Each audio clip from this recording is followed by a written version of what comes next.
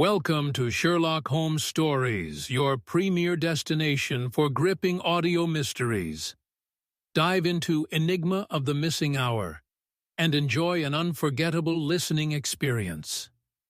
Chapter 1, The Impossible Crime. It was on a fog-swathed morning in early October that the case began, so quietly, so strangely, that I scarcely recognized it as the spark of a grand enigma.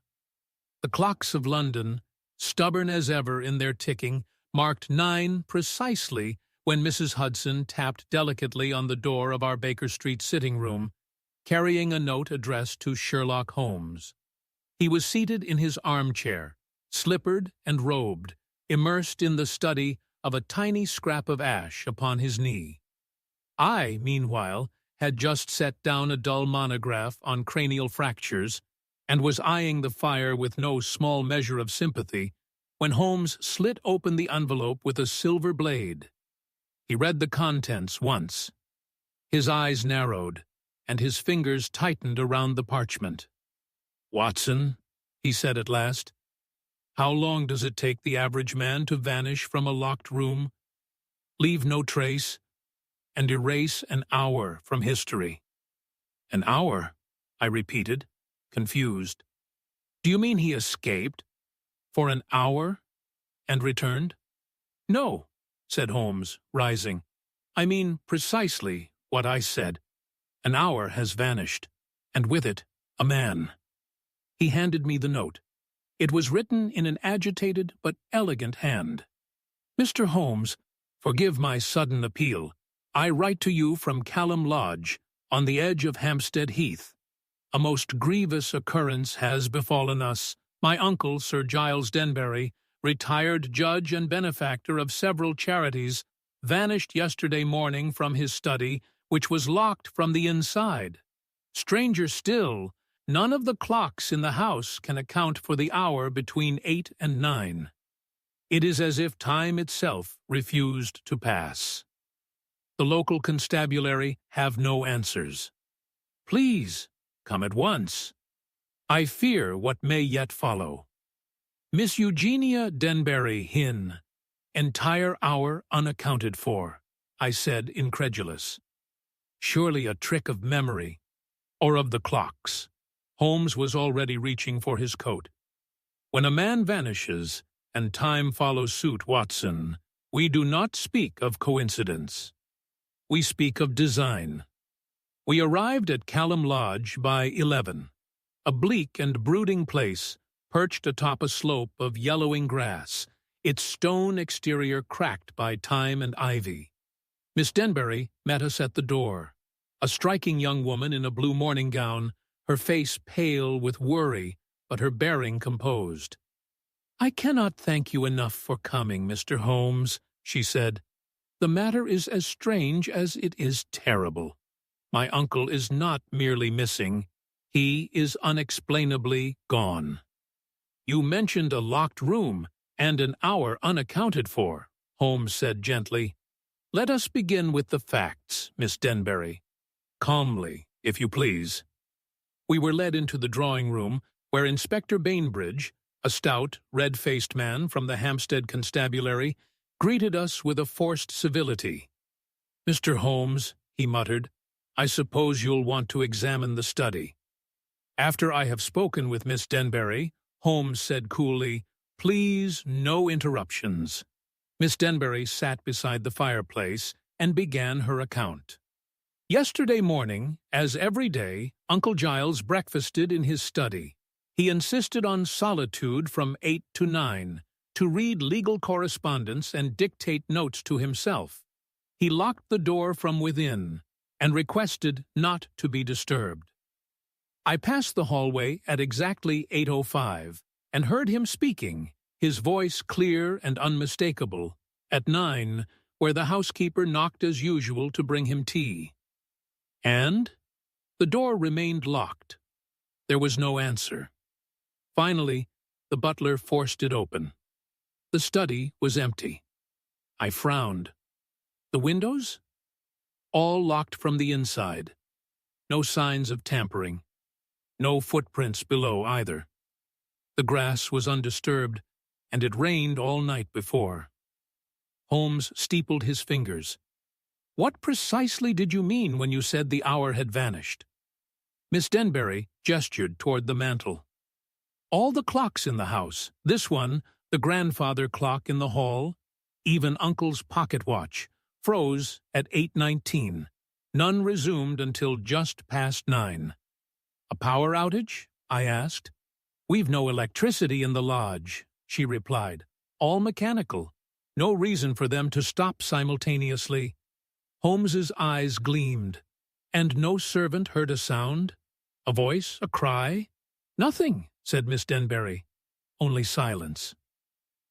Holmes stood abruptly. "Come, Watson. The study."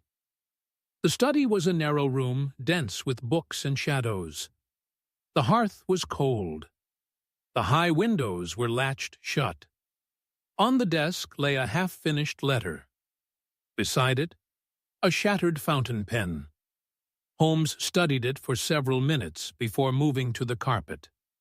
There was a struggle.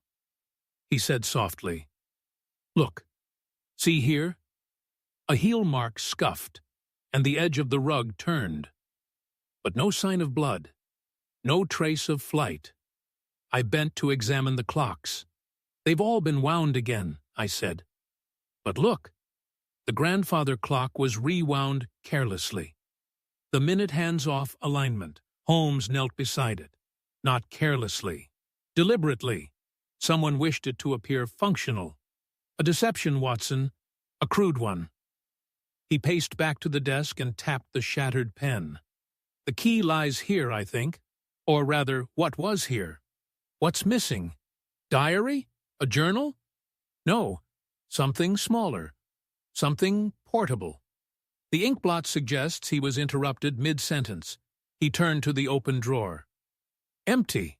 Back in the hall, Inspector Bainbridge glared at us. "Nothing to suggest foul play," he grumbled. "No sign of forced entry. Man's gone for a walk and taken a tumble, if you ask me." Holmes paused at the threshold.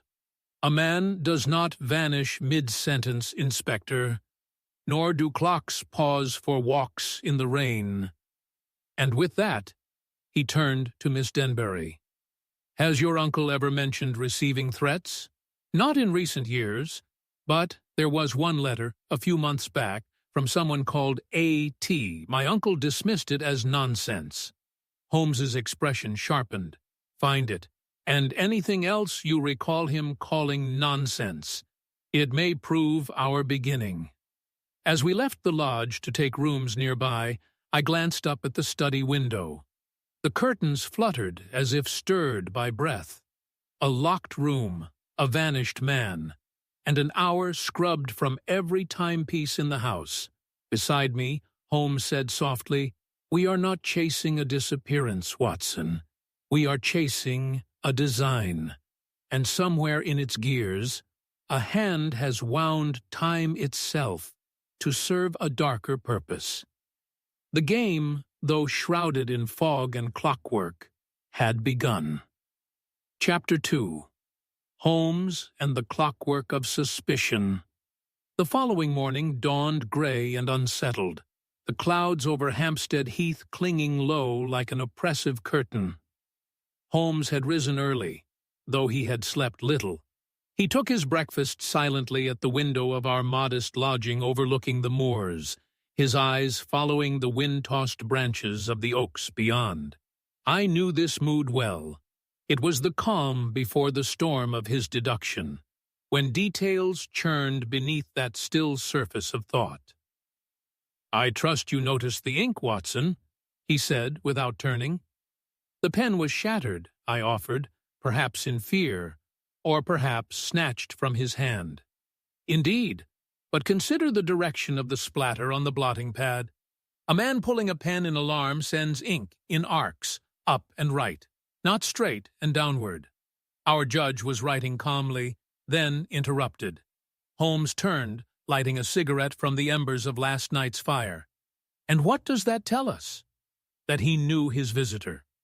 Holmes allowed himself a thin smile. "Exactly. One does not react with alarm to the unexpected entry of a trusted face. I stirred my tea, still grappling with the mystery. But how could anyone enter without unlocking the door or unlatching the windows? Even the fireplace had no signs of recent use. Then we must ask not how a person entered, Holmes said, but how we were led to believe that no one could have. He rose suddenly and paced the room. There are 3 layers to any locked room puzzle, Watson. First, the apparent impossibility. Second, the concealed access. But, most importantly, the reason for the deception. He turned, eyes sharp. In this case, it is not only the man who is missing, it is the hour. A window of time scrubbed clean from every mechanical witness. That is no coincidence. It is preparation. Whoever removed Sir Giles from that room had both intent and knowledge of the house's inner rhythms. I frowned. Then you suspect someone inside? Holmes gave a short nod. At the very least, someone with intimate access to both Surter, Giles, and his routines. A knock sounded at the door. Holmes gestured for me to answer. It was Miss Eugenia Denbury, dressed in a cloak of deep forest green and a hat pinned neatly atop her dark hair. Her expression was taut, but determined. "I hope I'm not intruding," she said. "I've brought something you asked for, Mr. Holmes." She handed Holmes a folded letter. It's the one signed A.T. My uncle dismissed it as the rantings of a disgruntled litigant, but I thought you should have it. Holmes took it, unfolded the paper delicately, and read aloud. To Giles Denbury, you are not the arbiter of fate. You stole from me with your verdict, and now I reclaim what was taken. Time will correct your judgment, and you will learn that even a judge must stand trial. A.T. Watson leaned forward, vague but threatening. Could be the work of any bitter man with a grudge. Holmes examined the signature. A.T., he murmured. Initials may be misleading, but this hand, look at the formation of the T, slanted but controlled. Not the writing of a madman, but of someone methodical, even poetic. This was written with deliberation. Miss Denbury sat on the edge of the armchair, her hands clutched tight in her lap. My uncle presided over hundreds of trials. There must be dozens who bear ill will toward him. I remember this case particularly because it was the only time I saw him troubled. He mentioned that the defendant, Mr. Tobias Allendale, represented himself, a man who believed he'd been framed for embezzlement from a shipping company. Holmes's eyes lit with recognition. Allendale. The name appeared in the press briefly. A fiery character, if I recall. She nodded. He claimed the prosecution had fabricated documents, and that my uncle refused to admit new evidence. And the verdict? Guilty. 5 years in Dartmoor. Holmes stood and paced once more. And when was he released? Months ago, she said softly. Ah, Holmes said, almost to himself. The clockwork ticks on. Later that afternoon, Holmes and I returned to Callum Lodge. The staff were assembled in the kitchen under the direction of Inspector Bainbridge, who was predictably fuming at the intrusion of what he called unofficial interference. Holmes ignored him. I should like to speak to the household, all of them. Miss Denbury gathered them. A sullen butler named Hargrove, the housekeeper, Mrs. Pembry, pale and twitching with nerves, a quiet young maid named Lillian, and the gardener, Mr. Radley, who had an impressive mustache and very little to say. Holmes's gaze swept across them. Who first discovered the clocks had stopped? That would be me, said Mrs. Pembry, wringing her hands. I was dusting the hallway clock just after 9. Noticed it had stopped at 8:19. Same with the one in the parlor. Oddest thing. And you, Hargrove, Holmes asked. You forced open the study door. The butler nodded stiffly, with a shoulder. Sir Giles wasn't answering.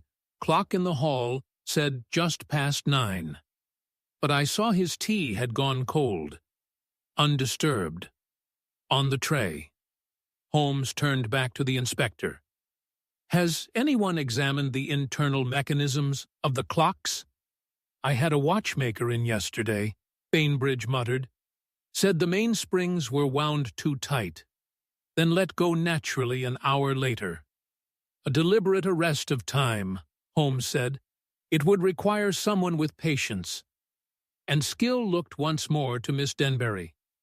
Have any servants left the household recently? She paused. Yes.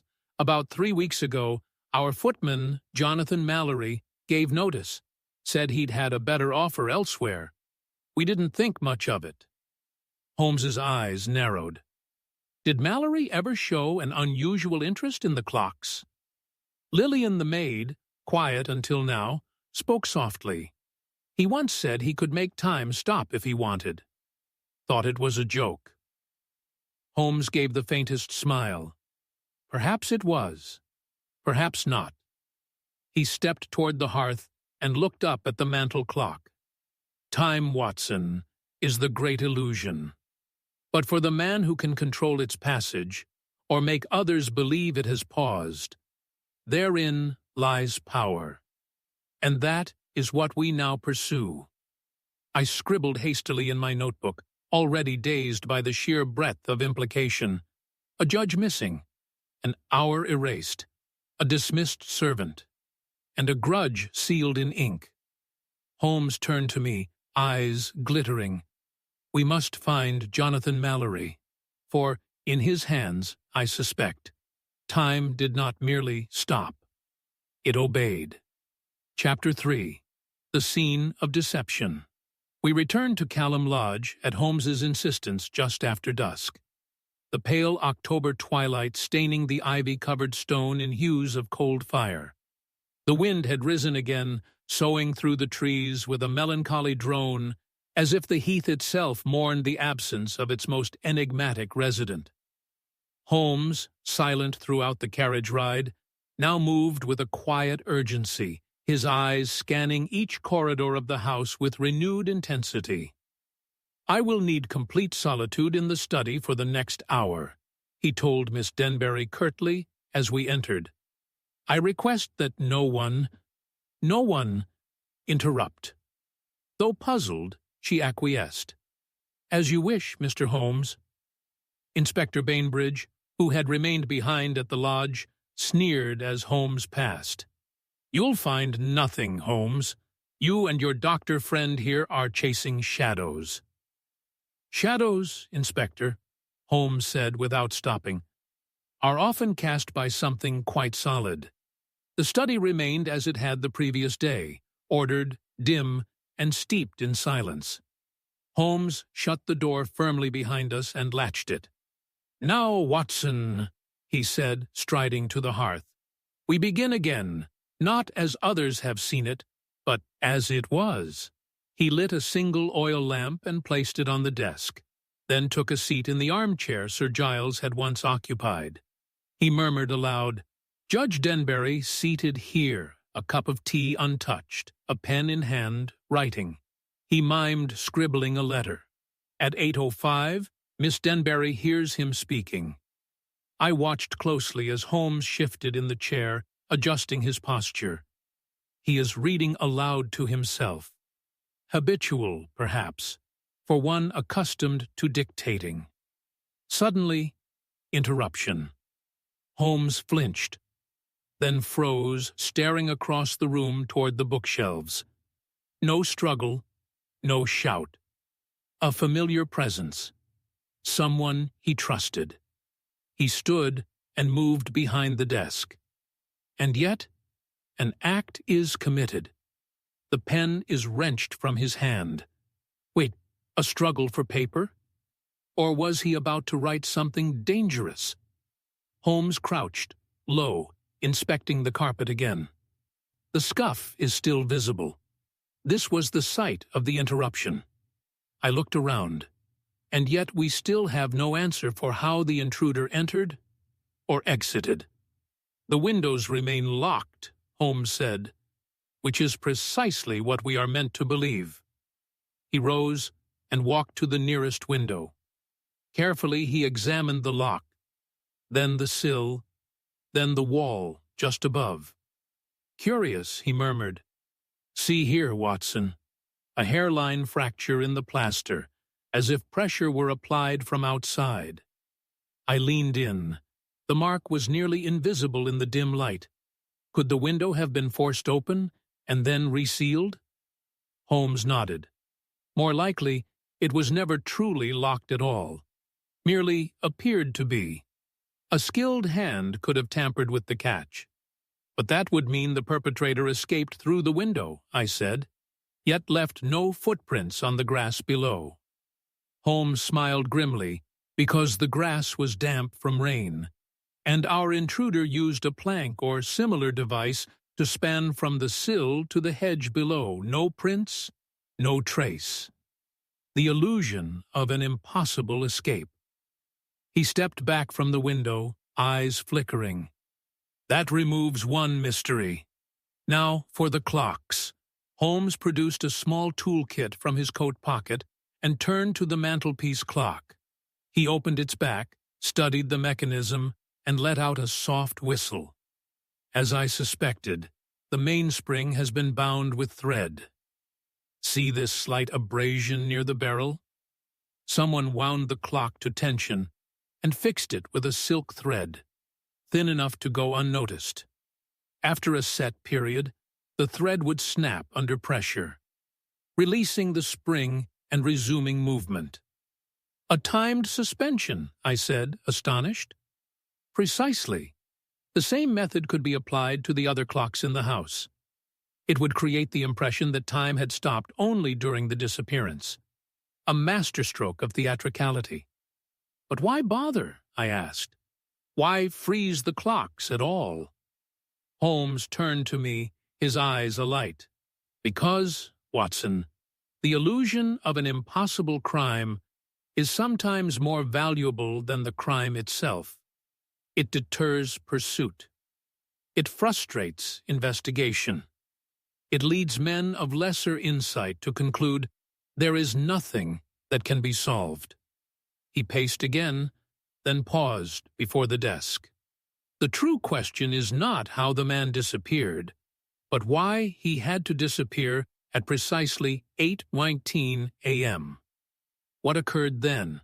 What message was he writing? What truth was interrupted?" He gestured toward the blotter. "That letter fragment. Have you read it, Watson?" I stepped forward and peered down. The ink had smudged slightly, but the words remained legible. "Thus, I must finally put the matter of Allendale to rest, lest his warnings take root. I have decided." The sentence ended in a sharp line of ink, as though broken off mid-stroke. Holmes murmured. He was about to document something, perhaps a confession, perhaps a final judgment. Either way, it was never finished, and it is now missing. There came a sudden knock at the door. Holmes stiffened. "Yes," he called. The voice of Miss Denbury came through, muffled. "A telegram for you, Mr. Holmes, marked urgent." He unlatched the door and took the paper from her outstretched hand. Closing it again, he read swiftly. "Watson," he said, "it is from Wiggins. He's located Jonathan Mallory, employed under false name at a clockmaker's shop in Clerkenwell. He left 2 days ago in great haste." "Fled?" Holmes nodded. "It appears the trap we feared is already closing." As we stepped out once more into the gloom of evening, Holmes turned to me, his face grave. "The crime is layered, Watson. It was not committed merely with hands, but with thought. It is orchestrated. Every detail, the locked door, the silenced clocks, the missing paper, was composed like the notes of a symphony. I followed him through the gates, the shadows, lengthening behind us. "And you believe Mallory is the conductor?" "No," said Holmes. "He may be the instrument, but someone else wrote the score." We disappeared into the night, chasing a tune that had been written in silence, played by time itself. Chapter 4. The Gathering of Suspects. The morning sun did little to lift the pall that hung over Callum Lodge. Though the rain had ceased, thin mists still clung to the grass and hedgerows like a reluctant spirit refusing to depart. Holmes, as ever, seemed invigorated by the challenge ahead. After a light breakfast taken in silence, we returned once more to the lodge, where Miss Denbury had graciously agreed to gather the household and certain visitors at Holmes's request. "There is a theater in crime, Watson," Holmes said as we approached, his boots crunching over the gravel. "The play cannot begin until the cast is assembled." Inside, the drawing-room had been rearranged for Holmes's purpose. The armchairs had been pulled forward, and chairs brought in from the dining-room were arranged in a semicircle, facing the hearth. The mantel clock ticked once more, its minute hand now obeying its natural course. Miss Denbury stood near the window, composed yet pale.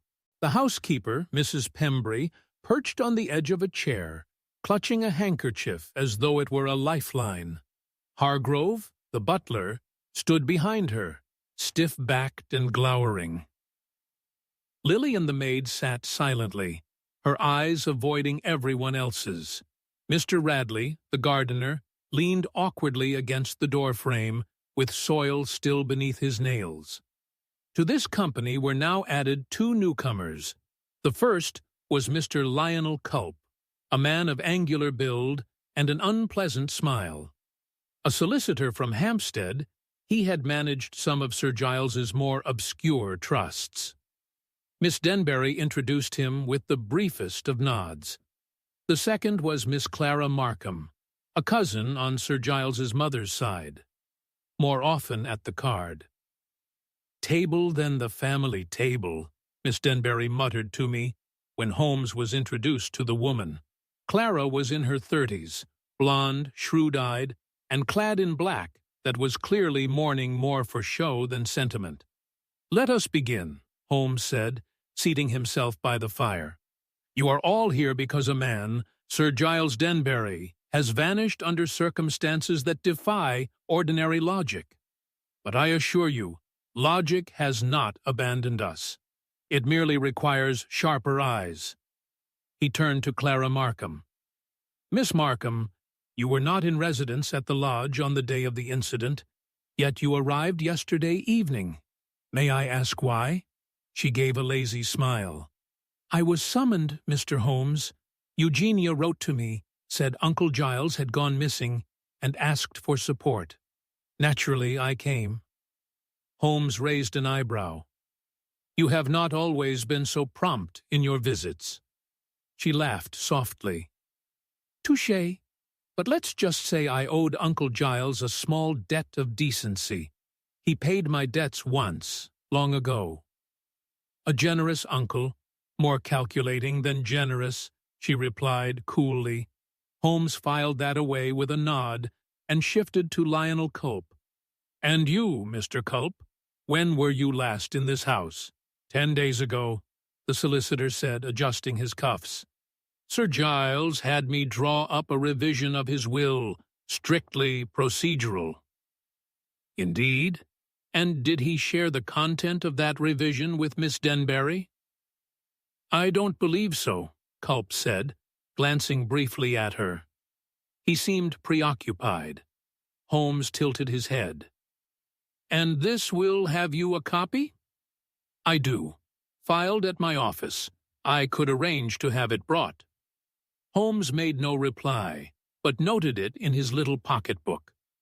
Then he rose and began to slowly circle the room, hands behind his back. "Now, to the staff. Mr. Hargrove," he said without pausing, "how long have you served the Denbury household?" 14 years, the butler replied, chin lifted, and with distinction. "Of that I have no doubt," Holmes said. "And during that time you would have known Mr. Jonathan Mallory." The butler's face tightened. "A foolish young man, impertinent, thought himself cleverer than he was. Did he ever speak to you of the clocks?" "No." "Did you notice any tampering with the mechanisms before his departure?" "No," Hargrove repeated, though a trace of unease passed across his face. Holmes made no accusation, only moved on. "Mrs. Pembry, you were the first to observe the frozen timepieces, and yet you told me yesterday that you assumed nothing unusual until later. May I ask, was that truly your first thought?" I just thought it was odd," she stammered, "not sinister, not at first." "And Lillian," Holmes said, turning to the maid, "you mentioned that Mallory once joked about stopping time. Did he ever elaborate?" She hesitated, then shook her head. "No, sir. Just said it, in passing." "But he used to spend a lot of time in the judge's study when he was alone, said he liked the quiet." "Did he ever speak of Tobias Allendale?" "No, sir. I don't know that name." "Very well," Holmes said. At last he addressed Mr. Radley, the gardener. "And you, sir, where were you between 8 and 9 on the morning of Sir Giles's disappearance?" Radley rubbed his neck. "Clearing leaves by the western hedge. Didn't come near the house until after breakfast. Can anyone confirm that?" He hesitated. "No, sir." Holmes stopped pacing and turned to Miss Denbury. "You heard your uncle's voice at 80:05, speaking aloud." She nodded, clear as anything.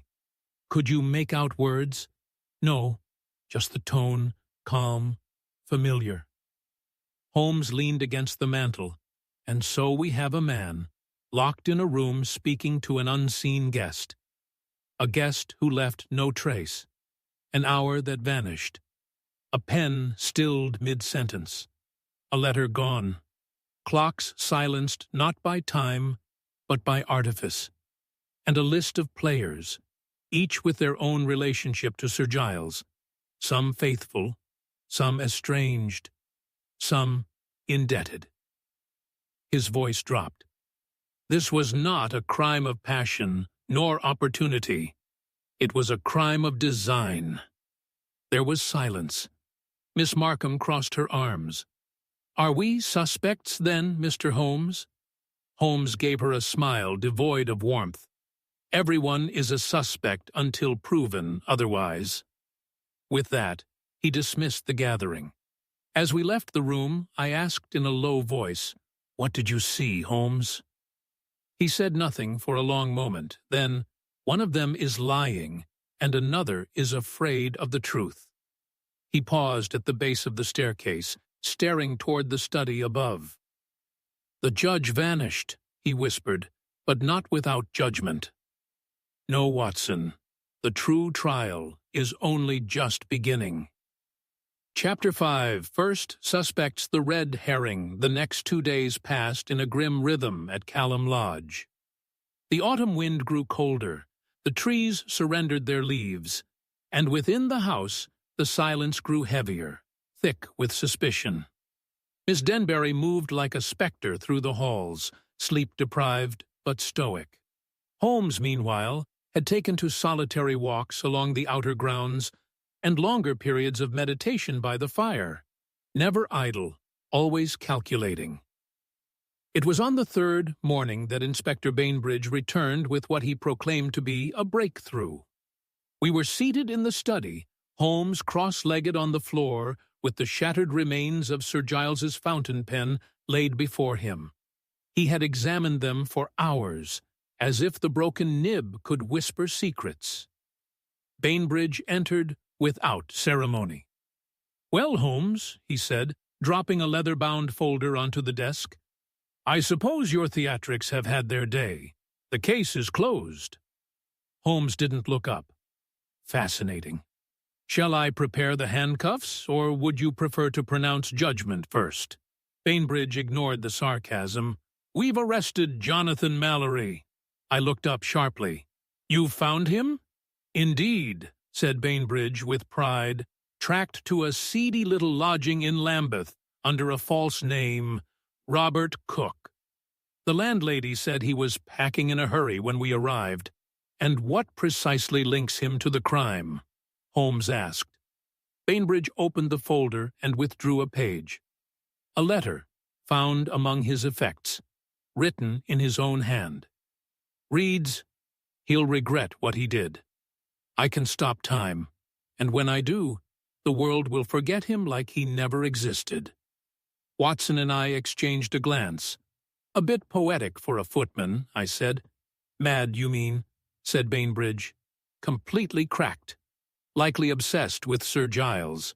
We also found tiny watch parts, gears and coils. He had the skill and the motive." Holmes now turned his eyes up to the inspector.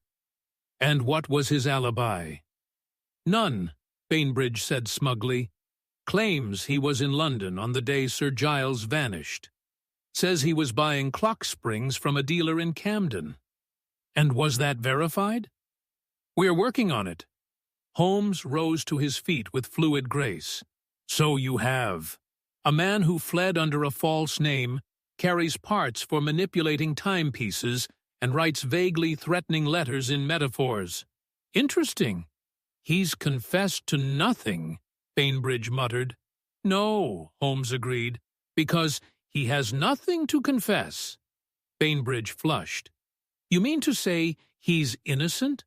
"I mean to say," Holmes replied, "that he is irrelevant." "Ach yea, distraction carefully planted. But by whom and for what purpose remains to be seen." After the inspector stormed out in irritation, Holmes turned to me. "The letter is too obvious, Watson. Mallory had no reason to harm Sir Giles. A disgruntled footman, perhaps. But men do not execute elaborate clock-based illusions to avenge hurt feelings. You think he's being framed? I think he's being used." Much like the clocks, we decided to pay a visit to Miss Denbury in the drawing-room. She greeted us with a nod, though her cheeks were more hollow than before. "Any news of my uncle?" she asked. "Only misdirection," Holmes replied. "Tell me, Miss Denbury, what was your relationship with Clara Markham?" She frowned. Distant, polite, she was never close to the family. Only reappeared when Uncle became wealthy. "And Mr. Culp?" Her frown deepened. "A cold man, efficient. Uncle trusted him, but I never did. He always had too much interest in the Yuho Denbury Trust, if you ask me." "Did your uncle ever speak of amending the trust in your favor?" "No, but I suspect he meant to." There were murmurs. A conversation I overheard between Uncle and Mr. Culp in this very room. Something about preserving the family line. And a final transfer. But when I asked about it, they both fell silent. Holmes nodded slowly. "Would you say Mr. Culp had access to the study?" "Yes, on prior visits. Uncle trusted him implicitly." Holmes's eyes sharpened. "Then I believe it's time we visited Mr. Lionel Culp." The solicitor's office was nestled on the High Street in Hampstead, modest, oak-panelled, and lined with volumes of estate law and property codes. Mr. Culp himself sat at a writing desk, reviewing a sheaf of contracts. He looked up without surprise. "Mr. Holmes, Dr. Watson, to what do I owe the pleasure?" "Sir Giles's will," Holmes said plainly. "I'd like to see it." Culp arched an huge eyebrow. "I'm not obliged to produce it until the 7-day period of presumed death has elapsed. Legally, the man is still missing, not deceased." Holmes stepped forward. "I think you'll find the urgency of this case transcends legal pedantry. Producing the will might prevent Scotland Yard from pursuing the wrong man." Culp hesitated, then removed a key from his vest and opened a cabinet behind him. From it, he withdrew a red file and placed it on the desk. Holmes scanned the top page, his brows lifted faintly. "Interesting," he murmured. I leaned over and read the line with him. To my niece, Eugenia Denbury, I bequeath the full control of the Callum estate, its assets, and the associated trust, to take effect upon my natural death or lawful disappearance, under circumstances that preclude recovery. Holmes looked up. You drew this up 10 days before the judge vanished? Yes, said Culp, at his request. And you informed Miss Denbury? No, he insisted it remain confidential. Holmes returned the file and closed the cabinet. I trust, he said slowly, that you will not leave town. Culp gave a polite smile. I'm not the one running. As we stepped out into the cold air, Holmes's expression darkened. The net tightens, Watson, but not around the man they've arrested. Do you believe Culp is involved? I believe Culp is a man of paper, not action, but he may be working on behalf of someone who is. And Miss Markham? She profits nothing from Sir Giles's death, but much from his absence. And yet, something doesn't sit right. We walked in silence for a while before Holmes stopped suddenly in the street.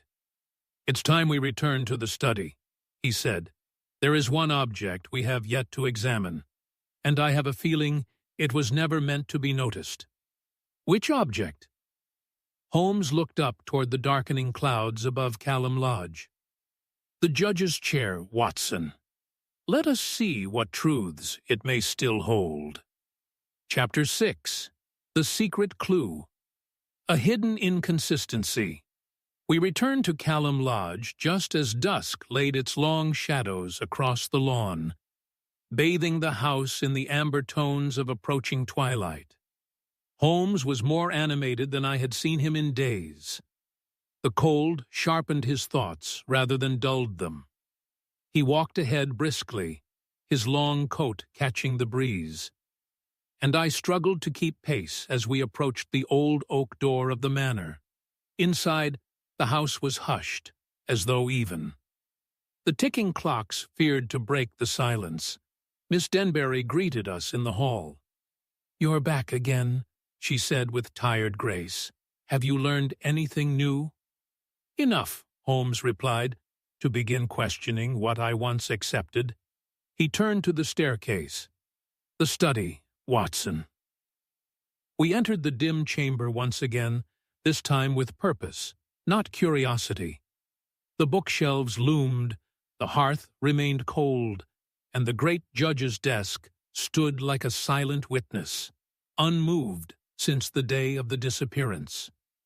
Holmes gestured toward the high-backed leather chair behind the desk, Sir Giles Denbury's personal seat of judgment. "There," he said, "that chair has not been thoroughly examined, and yet the man sat in it every morning without fail, a constant witness to his rituals and perhaps his fears." Holmes lowered himself to his knees and ran his fingers along the underside of the chair's armrest. Then, with a flick of his wrist, he produced a small folding blade and slid it into the seam beneath the leather. There was a faint click. A hidden panel popped open in the underside of the chair. I stepped closer, astonished. Inside the hollow was a small compartment no larger than a cigar case. Holmes carefully reached in and retrieved a folded sheet of paper and a small brass key, dull with age, but recently touched. He read the paper in silence, then passed it to me. "If anything happens to me, search the inner workings of time. The clocks lie, but the truth does not tick. I suspect Allendale was only the surface. There is someone else, someone closer. G.D." I met Holmes's gaze. This wasn't written in fear. It was written in certainty. "Precisely," he said. "Sir Giles knew something was coming, and he feared it enough to hide a warning in his own chair." I'd examined the brass key closely, then crossed to the wall-mounted grandfather clock. It towered nearly 7 feet high, its ornate face and oaken body a remnant of an earlier century. Holmes knelt and opened the lower panel of the case. Inside, nestled behind the swinging pendulum, was a lock. He inserted the key. It turned. There was a muted click, and a false back slid open, revealing a second compartment, this one containing a slim, leather-bound notebook and several loose sheets of parchment. Holmes removed the contents and spread them across the desk. The notebook was a diary of sorts. Sir Giles had recorded entries in tight, methodical handwriting, and though most of it was routine, a man's private thoughts on cases, politics, and weather, 2 entries stood out. April 14th, Allendale persists. Letters arrive through unknown means. He claims I destroyed evidence. He may not be mad. I revisited the files. There were gaps. But who removed them? I do not believe he acted alone. September 2nd. I watched Clara last night. She was in the study, rifling through my desk. When she saw me, she smiled, said she was searching for a letter. I told her the locks are not so easily fooled. She said even locked clocks can be persuaded. I begin to wonder how much she knows. Holmes exhaled slowly. And now the mask begins to slip. Clara? I asked, incredulous. But she wasn't even at the lodge when the crime occurred. Holmes tapped the final sheet of parchment. Oh, map of the estate's layout, with one particular path marked from the woods at the rear of the garden to a small gate in the hedge. An entrance, he said, invisible from the front, and one only the family would know about. She could have slipped in unseen. She could have paid someone else to do it, he corrected. Someone like Mallory. A desperate man is a pliable tool. I glanced again at the note Sir Giles had written. The clocks lie, but the truth does not tick. Holmes turned to the study door and spoke as if to the room itself. Sir Giles understood that someone was watching, manipulating, but he never guessed how far they'd go. Later that evening, we returned to our lodgings in Hampstead. Holmes placed the documents carefully into his leather folio, then sat before the hearth in deep thought. I had come to recognize this posture, the stillness that preceded the storm. There is a deeper inconsistency in this case, Watson, he said at last. I leaned forward. The clocks. No, the timing of the will. He rose, took the fire poker, and stirred the coals with sudden force. Sir Giles revised the will 10 days before he vanished, placing everything in Eugenia's hands. And yet, not a soul was told. Not her, not the staff. Why? To protect her, I offered, or to provoke someone else. I stared at him. You believe he baited the trap? I believe, said Holmes, that he suspected a player in his midst, and he laid a plan to expose them. Quietly. Deliberately. He turned to me, eyes alight. But he underestimated their resolve. Instead of luring them into the light, he vanished before he could finish the final move. And now, I asked. Now, Holmes said, we complete the move for him. He tapped the diary once more. There is one more clue in this room. It is hidden in plain sight. But it's not time that's deceiving us, Watson. It's memory. What do you mean? It's you, smiled faintly. I mean, tomorrow. We speak to Clara Markham again. This time, not about her mourning, but about what she forgot to say. Chapter 7. The Crime Grows Stranger. The following morning dawned sharp and silver, the kind of morning where breath becomes visible and boots echo coldly on cobblestones. Holmes was already dressed and reading a newspaper by the window when I emerged from my room. The fire had been lit, and the kettle hissed gently on the hearth, yet there was an unmistakable tightness to the air. A silence between things, like the space between heartbeats. "We return to Callum Lodge immediately," Holmes said without looking up. "Miss Markham requires closer scrutiny. You believe she's involved?" "I believe," he said calmly, folding the paper, "that she has been around the truth long enough to absorb it, whether she realizes it or not." We arrived just past 9. Miss Denbury was waiting in the drawing-room, her expression pale but steady. Clara Markham, seated by the window in a gown of black velvet, looked every bit the tragic cousin in mourning, except for the cool, alert gleam in her eyes. Holmes greeted them both with brief formality and sat facing Clara, steepling his fingers. "Miss Markham," he began, "do you recall what you said to Sir Giles when you saw him last?" She blinked. "The last time? That must have been weeks ago, before I returned to London." "Why, did you speak about his study?" Clara's brow furrowed. "No, I mean, perhaps in passing, I recall he was worried. Something about private correspondence being disturbed." Holmes leaned forward. "You told him, and I quote, 'Even locked clocks can be persuaded.'" She stared at him. How did you know that?" "Because he wrote it in his diary the night before he vanished." A flicker of color rose to her cheeks. Perhaps I was being flippant. It sounds like something I'd say. It wasn't literal. And yet," Holmes said smoothly, "several clocks in this house were persuaded to stop around the precise time he disappeared." She shifted in her seat. "Surely you don't believe I tampered with clocks?" "No," Holmes replied. "I believe you understand who did." There was a silence. Miss Denbury looked from Holmes to Clara in alarm.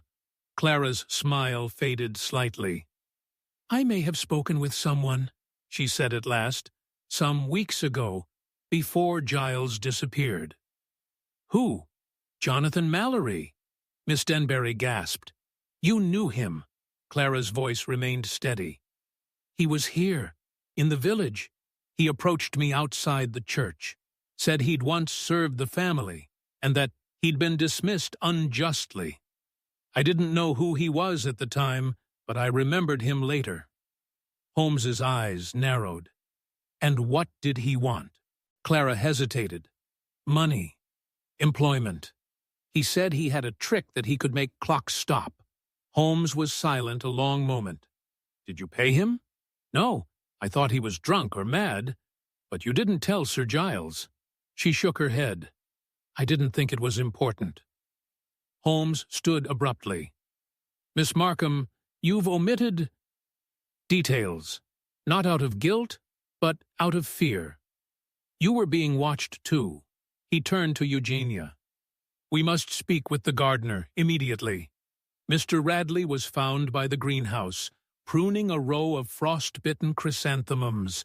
His face was ruddy from the cold, and he looked mildly put out at being summoned again. Holmes wasted no time. "Mr. Radley, I require absolute honesty. Did you see anyone entering or leaving the estate from the rear gate on the morning of Sir Giles's disappearance?" Radley frowned. "You mean the old iron gate by the hedge?" "Precisely. I checked it just before breakfast. Still chained?" "As always, chained," Holmes said. "But was the lock latched?" Radley looked surprised. "Well, no, but the chain was wrapped round, just hanging loose. I assumed the wind had pulled it." Holmes's eyes gleamed. "Then it was used. That gate allowed someone to enter the grounds unnoticed." Radley's mouth opened slightly. "Do you think someone snuck in?" "Through the back?" Holmes didn't answer. He turned away. "There is a storm beneath this silence, Watson," he murmured. "We must let it break." We returned once more to the study. Holmes moved with restless precision, retracing steps, rechecking locks, scanning shelves. Then he froze before the desk and stared hard at a small object lying in the corner of the bottom drawer. A scrap of red silk ribbon. He picked it up with tweezers, holding it to the light.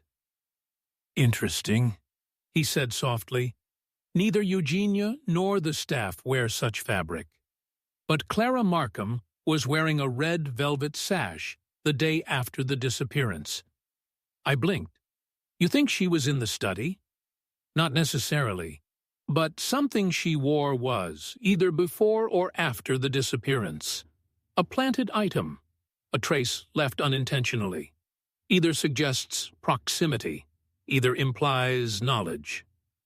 I stepped back, the weight of the case growing heavier.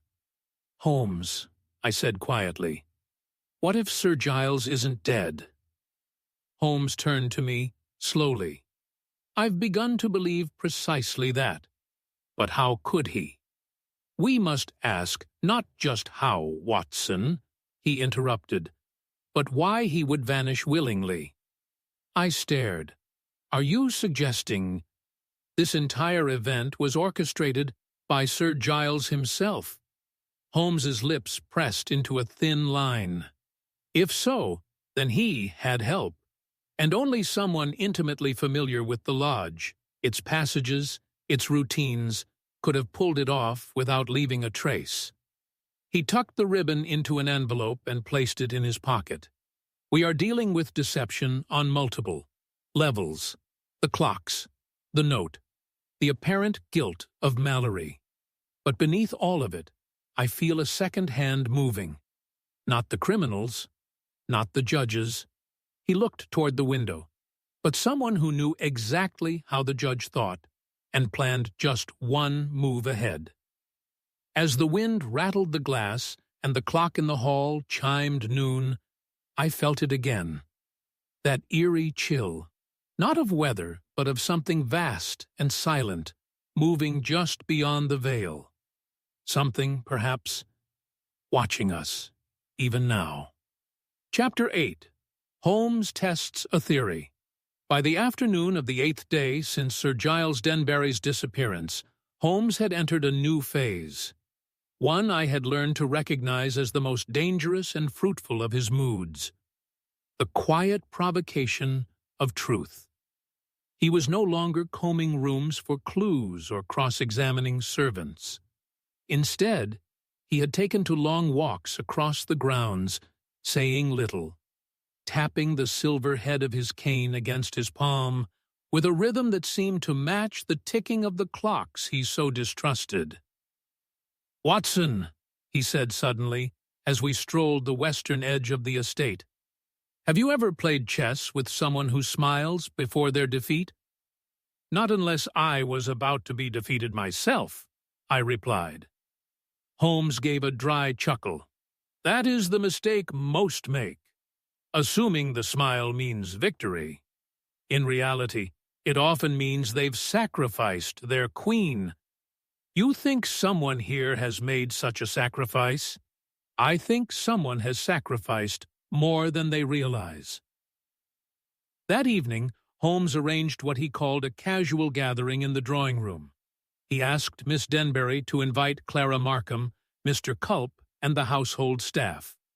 Under the pretext of reviewing Sir Giles's personal effects for inventory, Holmes himself sat by the fire with a pipe, feigning indifference as the room filled, with quiet figures bearing their own burdens of suspicion. The clock on the mantel ticked audibly. Every tick seemed a cue in a performance only Holmes could see. Once everyone was present, Holmes cleared his throat and addressed them with the air of a man commenting on the weather. "Curious thing," he said, "about memory. It's not so much what we forget, but what we choose to remember inaccurately. That interests me." The room was silent. Take, for instance, the missing hour, the infamous void between 8 and 9 o'clock. Everyone recalls what didn't happen, what wasn't seen.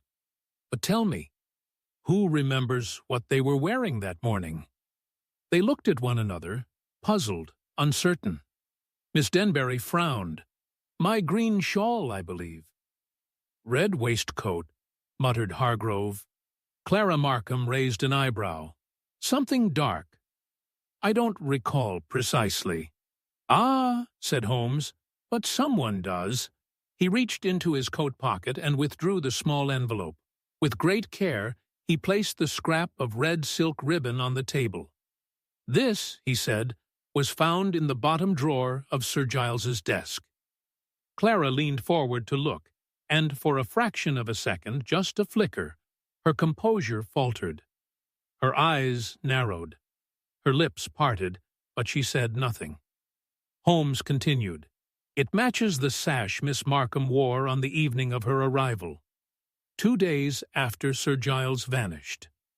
Yet here it lies, tangled among the judge's writing materials, left behind in haste, perhaps. That proves nothing, she said coolly. Perhaps it was already here. Of course, said Holmes, nodding, except that the drawer was locked, and the key was still in Sir Giles's pocketbook, one of the few things not to vanish. Mr. Culp cleared his throat. If you have something to accuse— I accuse no one, Holmes said. Not yet. But I do suggest that someone entered that study after the disappearance. Someone familiar with its layout. Someone who knew what to retrieve, and perhaps what to leave behind. He turned to Lillian the maid. Miss Lillian, he said gently, I have one more question for you. She blinked in surprise. You said Jonathan Mallory once told you he could make time stop. Did he ever demonstrate it? Her voice was quiet.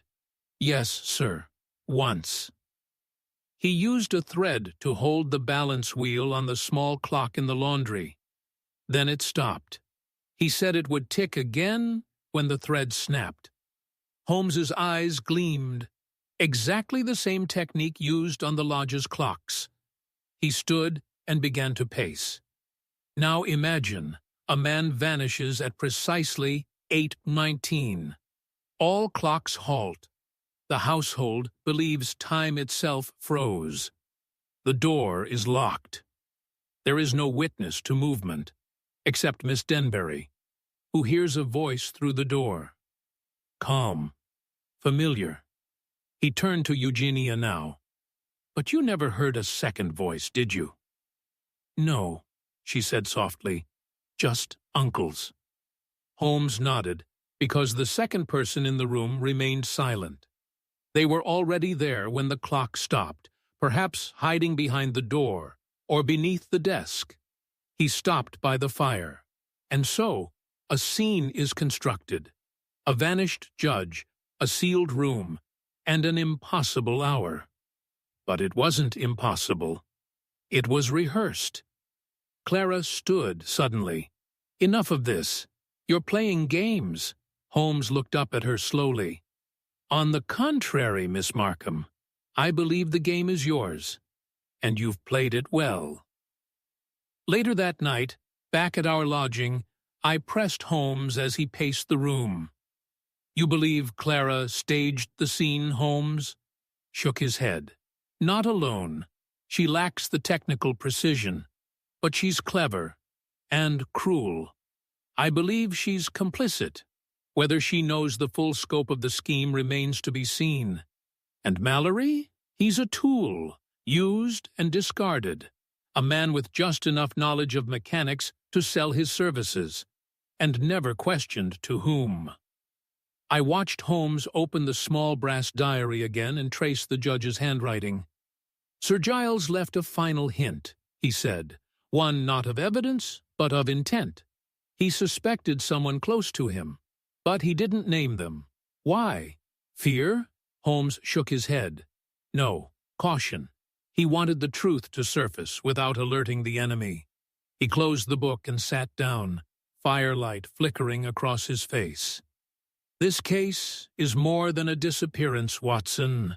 It is a transformation. Sir Giles isn't simply gone. He's been rewritten by someone else's hand, and unless we move quickly, that story will become truth. Outside, the wind howled through Hampstead Heath, and the clocks, now ticking once more, counted down to something darker. Chapter 9. A second attempt. The culprit strikes again. It was nearing midnight when the second blow was struck. We had returned to our lodgings on Windmere Row less than an hour earlier.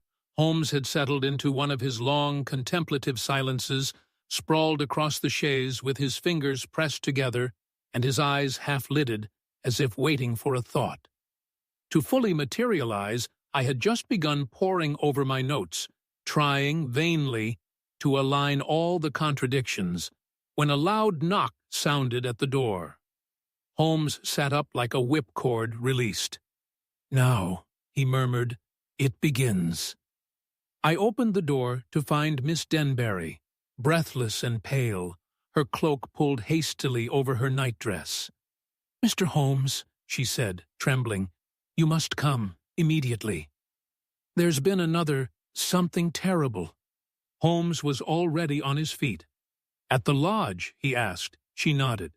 "The garden shed. It's burned, or half-burned. And the gardener, Mr. Radley. He's missing." The ride back through the darkened lanes of Hampstead felt like a plunge into a colder, sharper world.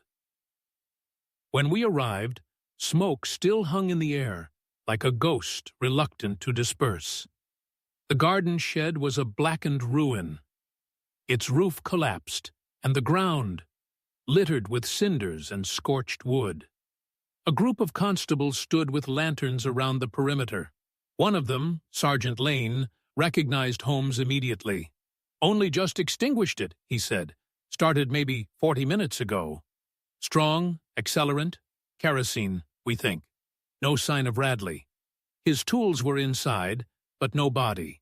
Holmes crouched by the edge of the rubble and picked up a half-melted lantern. "No body," he repeated. Then either he fled, or someone wanted it to appear as if he did. I felt the old sense of dread creeping into my spine. "Do you think he was taken?" Holmes stood, brushing ash from his hands. Perhaps, or perhaps he knew too much. He turned to Miss Denbury. "Where is Clara Markham?" "In her room," she said. "Or at least she was. I haven't checked." Holmes turned immediately toward the house. "Then we must." Clara's guest room was on the second floor, at the far end of the west wing. Miss Denbury led the way with a candle, her hand visibly trembling as she knocked. There was no answer. "Clara?" she called softly. "It's Eugenia. Please open." The door. Still nothing. Holmes stepped forward and turned the knob. It gave easily. The door creaked open into darkness. The room was empty, the bed untouched, the window half open. A cold draught blew through sheer curtains that fluttered like thin ghosts. Holmes moved quickly to the writing desk and scanned its contents. A half-written letter lay atop the blotter. "I've made a terrible mistake. I thought I could control it. But Giles was right. Someone else was always pulling the strings. If they find out I spoke to you, it may already be too late." There was no signature, but beside the letter lay a key. Brass, like the one Holmes had found hidden in the judge's chair. Holmes picked it up carefully. "She was going to confess," he said, "to me or, perhaps, to Eugenia, but someone frightened her badly. Do you think she's fled?" "No," Holmes said grimly. "She's been removed."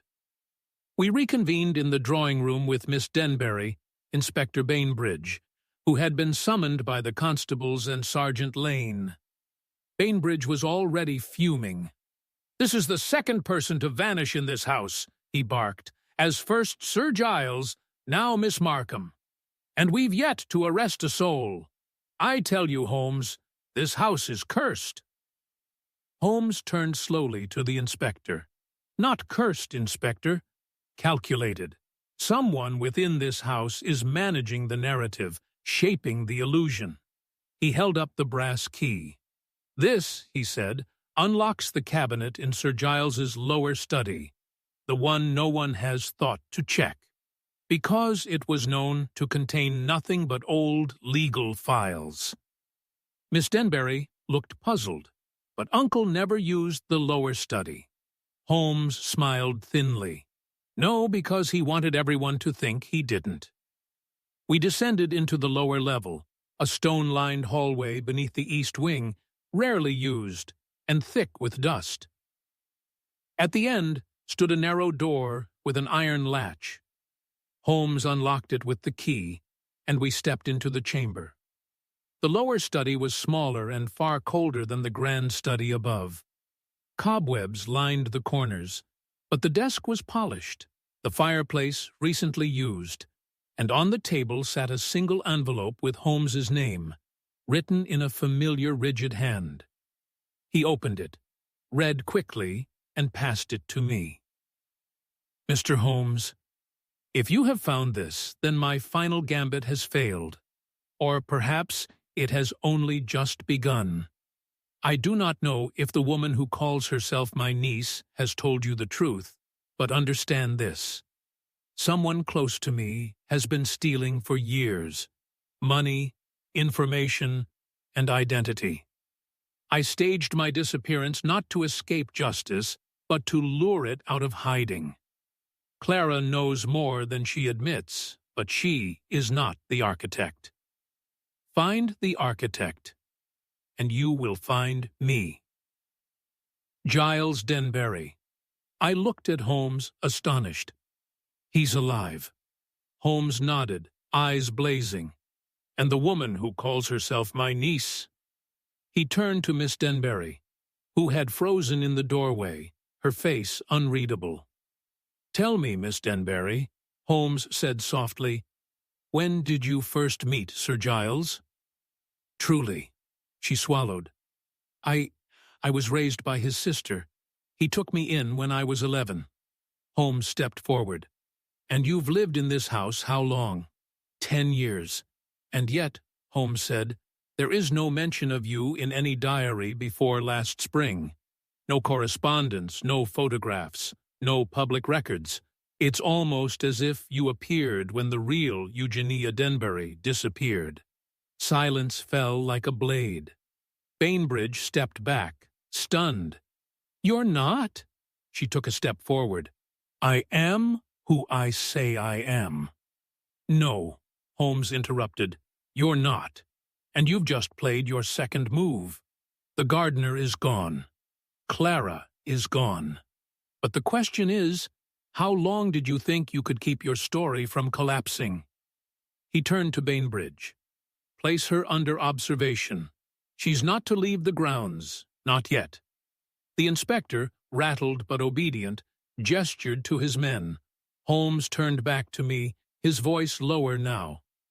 "The spider's web has started to unravel, Watson. And somewhere in its center sits a man who built a lie so perfect he vanished inside it. And just like that, the game's second phase had begun." Chapter 10. The true motive begins to surface by morning.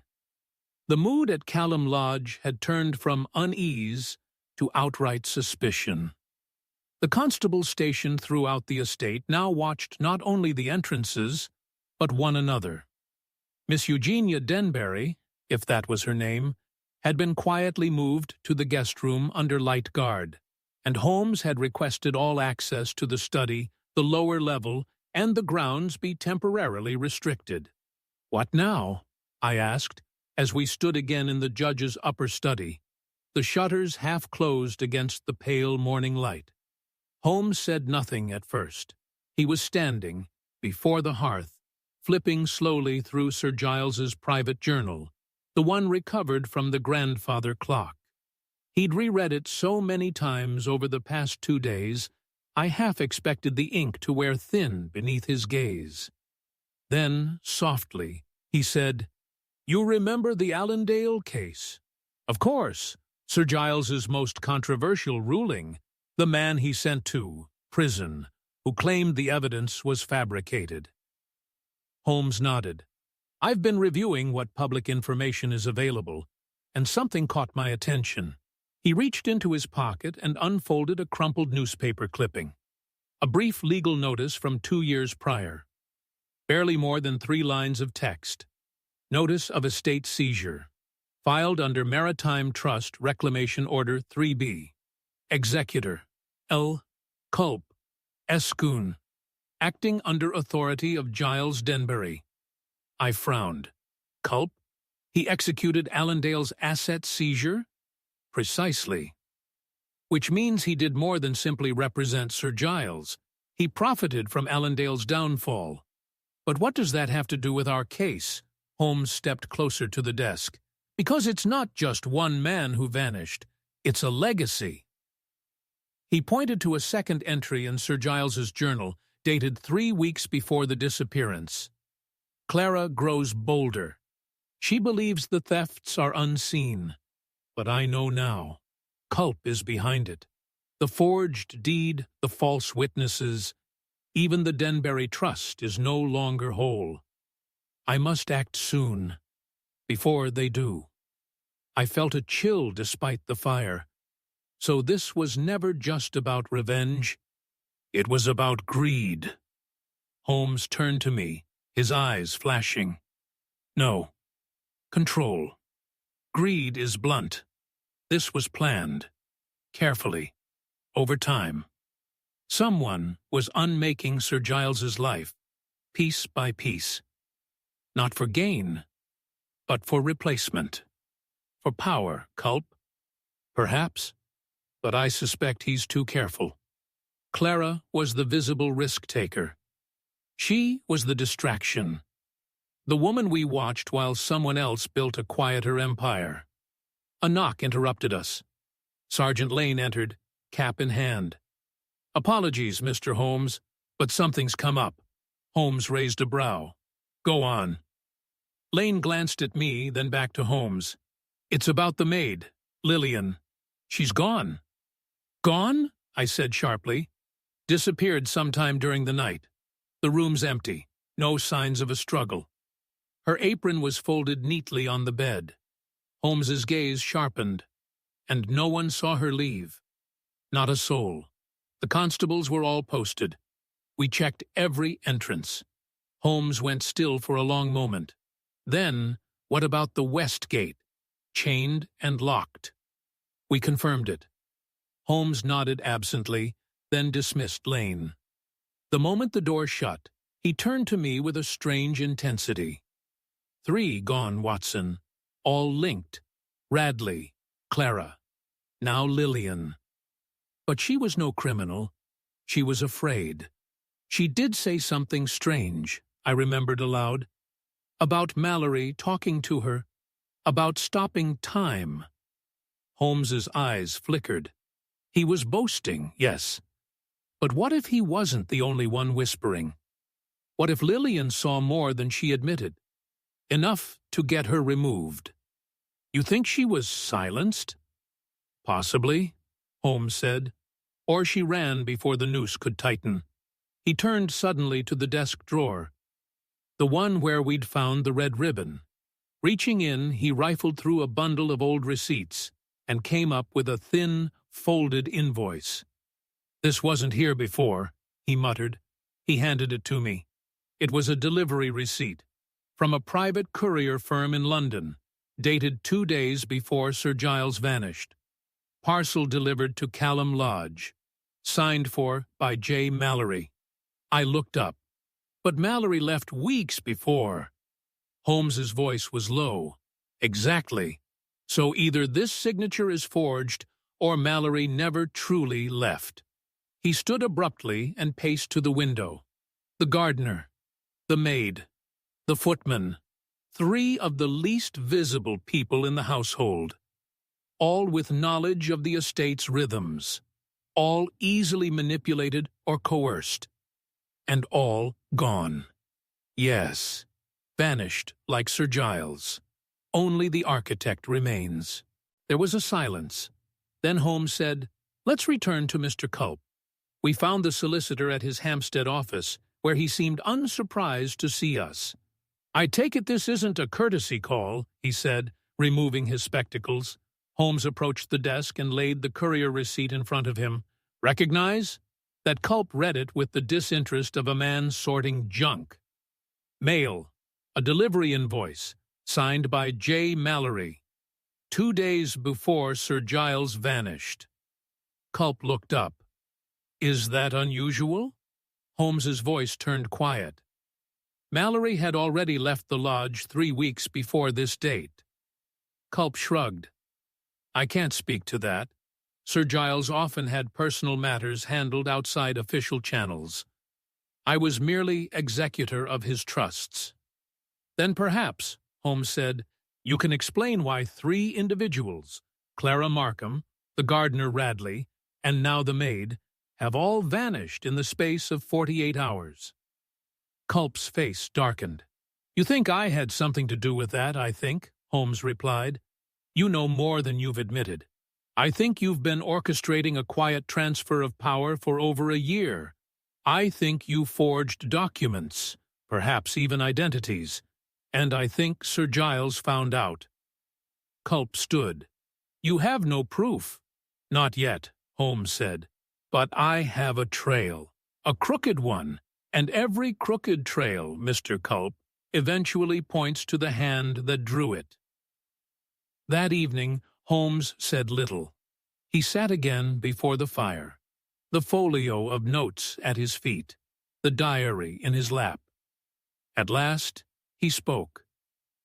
"The crime wasn't the disappearance. It was the replacement." I looked up. Replacement of what? He tapped the journal. "A legacy. A name. A fortune. Issa. A man erased, so another could rule in his place." "You mean Eugenia? Perhaps. Or someone else who wore the same face." He looked at me then, solemn and fierce. "But I promise you, Watson, before the clocks strike 9 again, we'll know who turned back time." And in that quiet room, we both listened to the steady ticking that had once been silenced. Chapter 11. The Bait Holmes's Grand Strategy. By the next morning, a sense of momentum had returned to Holmes. Subtle, but unmistakable. He was no longer dwelling in pure analysis, no longer waiting for the pieces to fall into place. No, now he was moving them, one by one, towards their proper end. I had seen it before, on the eve of major breakthroughs. His silence took on a harder edge, his movements more deliberate, like a man who had already solved the problem and was simply waiting for the world to catch up. He said little as we dressed and took breakfast, but when we arrived at Callum Lodge shortly after 9, he turned to me at the base of the front steps with a glint in his eye. "Today, Watson," he said, "we bait a hook, and I suspect a very large fish will rise to it." Inspector Bainbridge met us in the drawing-room, bleary-eyed from lack of sleep and noticeably rattled. The consecutive disappearances of Clara Markham, the gardener Radley, and the maid Lillian had left him unsteady on his feet, though he was trying his best, too. "Project Control, no sign of any of them," he grumbled. "We've searched the nearby woods, alerted the local stations, nothing. It's as though they've vanished into fog." Holmes merely nodded. "They'll reappear one way or another, but for now, I need your cooperation." The inspector scowled. "That rather depends." "I want you to leak a message," Holmes said plainly. "Let it be known, loudly and officially, that Miss Clara Markham has been found, is currently being detained, and has agreed to provide a statement identifying the person behind the scheme." Bainbridge blinked. "But that's a lie." Bainbridge nodded. "Until it becomes true," Holmes said. "You'll leak the news to the local paper and instruct a constable to speak it loudly at the corner pub. Let it spread like smoke." Smoke tends to attract fire, I said warily. Exactly, said Holmes. Let's see who chokes first. By early afternoon, the rumor had begun its work. A footman at the Red Boar Tavern told one of the constables that he'd overheard a carriage driver discussing the missing lady found in a root cellar. A clerk at the grocer's claimed to have seen Clara Markham herself near St. Mary's Chapel. The story twisted and grew as Holmes had intended. Holmes, meanwhile, returned to the lodge and took up position in the lower study. He moved with practiced ease, arranging the diary, the false will, and the brass keys on the desk, as if preparing an exhibit in a courtroom. "This," he said to me as he laid the ribbon beside the forged documents, "is a stage, one our opponent cannot ignore. Whoever orchestrated this must control the narrative. If they believe Clara is talking, they'll come to silence her, or to retrieve whatever evidence she may have given me. And you intend to be here when they do?" "Of course." I stared at him. "Holmes, what if they come armed?" He gave me a rare smile. "Then you may finally see the use of that revolver you carry, and never fire." He closed the shutters, darkening the room, and lit a single lamp beside the desk. Then he sat silent, watching the door, every muscle coiled. And we waited. It was past 11 when we heard the floorboard creak, a single step, deliberate and slow, just beyond the door. I reached for my revolver, heart pounding. Holmes did not move. Another step. Then the handle turned, quietly, confidently. The door opened no more than a crack. A voice spoke, soft and unmistakable. "I was wondering when you'd come down here." Holmes stood calmly. "Mr. Culp," he said. The door swung open. Lionel Culp entered, not sheepish, not startled, but steady, as though this moment had always been a negotiation. "I see your trap was more elegant than I expected," he said. Holmes gestured to the chair across from the desk. "Sit. It's time we stopped dancing." Culp did not sit. "You've no proof." "On the contrary," Holmes replied, "I have motive, opportunity, and silence." "Yours. 3 disappearances in 48 hours. A will modified in secret. A forged courier signature. And above all, Sir Giles's own writing." Holmes tapped the diary. Culp raised an eyebrow. "Then why am I not already in cuffs?" "Because I haven't asked you the only question that matters," Holmes said. "Why did you need to replace him?" There was a pause, and then, astonishingly, Culp laughed. "You think this was about inheritance? Control of a family estate?" Holmes said nothing. Culp stepped forward. "Sir Giles wasn't just a judge. He was a gatekeeper. For years he controlled the Denbury Trust. Millions in private equity, overseas shipping holdings, real estate, portfolios. But what no one knew, not even the family, was that he had the authority to reallocate all of it. At will. Quietly." "You mean laundered funds?" I asked. Culp nodded. "Diverted. Hidden, managed through offshore firms. He handled it alone for years. But, in the end, he got sentimental, too cautious. He was preparing to shut it down, withdraw everything. I couldn't allow that. And so," Holmes said softly, "you designed his disappearance." Culp tilted his head. He wasn't supposed to fight. He was supposed to sign. Retire. Vanish peacefully. And when he refused, Culp's smile faded. He left me no choice. There was a long silence. Then Holmes said, "Where is he?" Culp hesitated. "Alive, as far as I know. But not for long," Holmes said. "If you're here tonight, It means the scheme is collapsing, which means your partners are acting without your control. He stepped forward.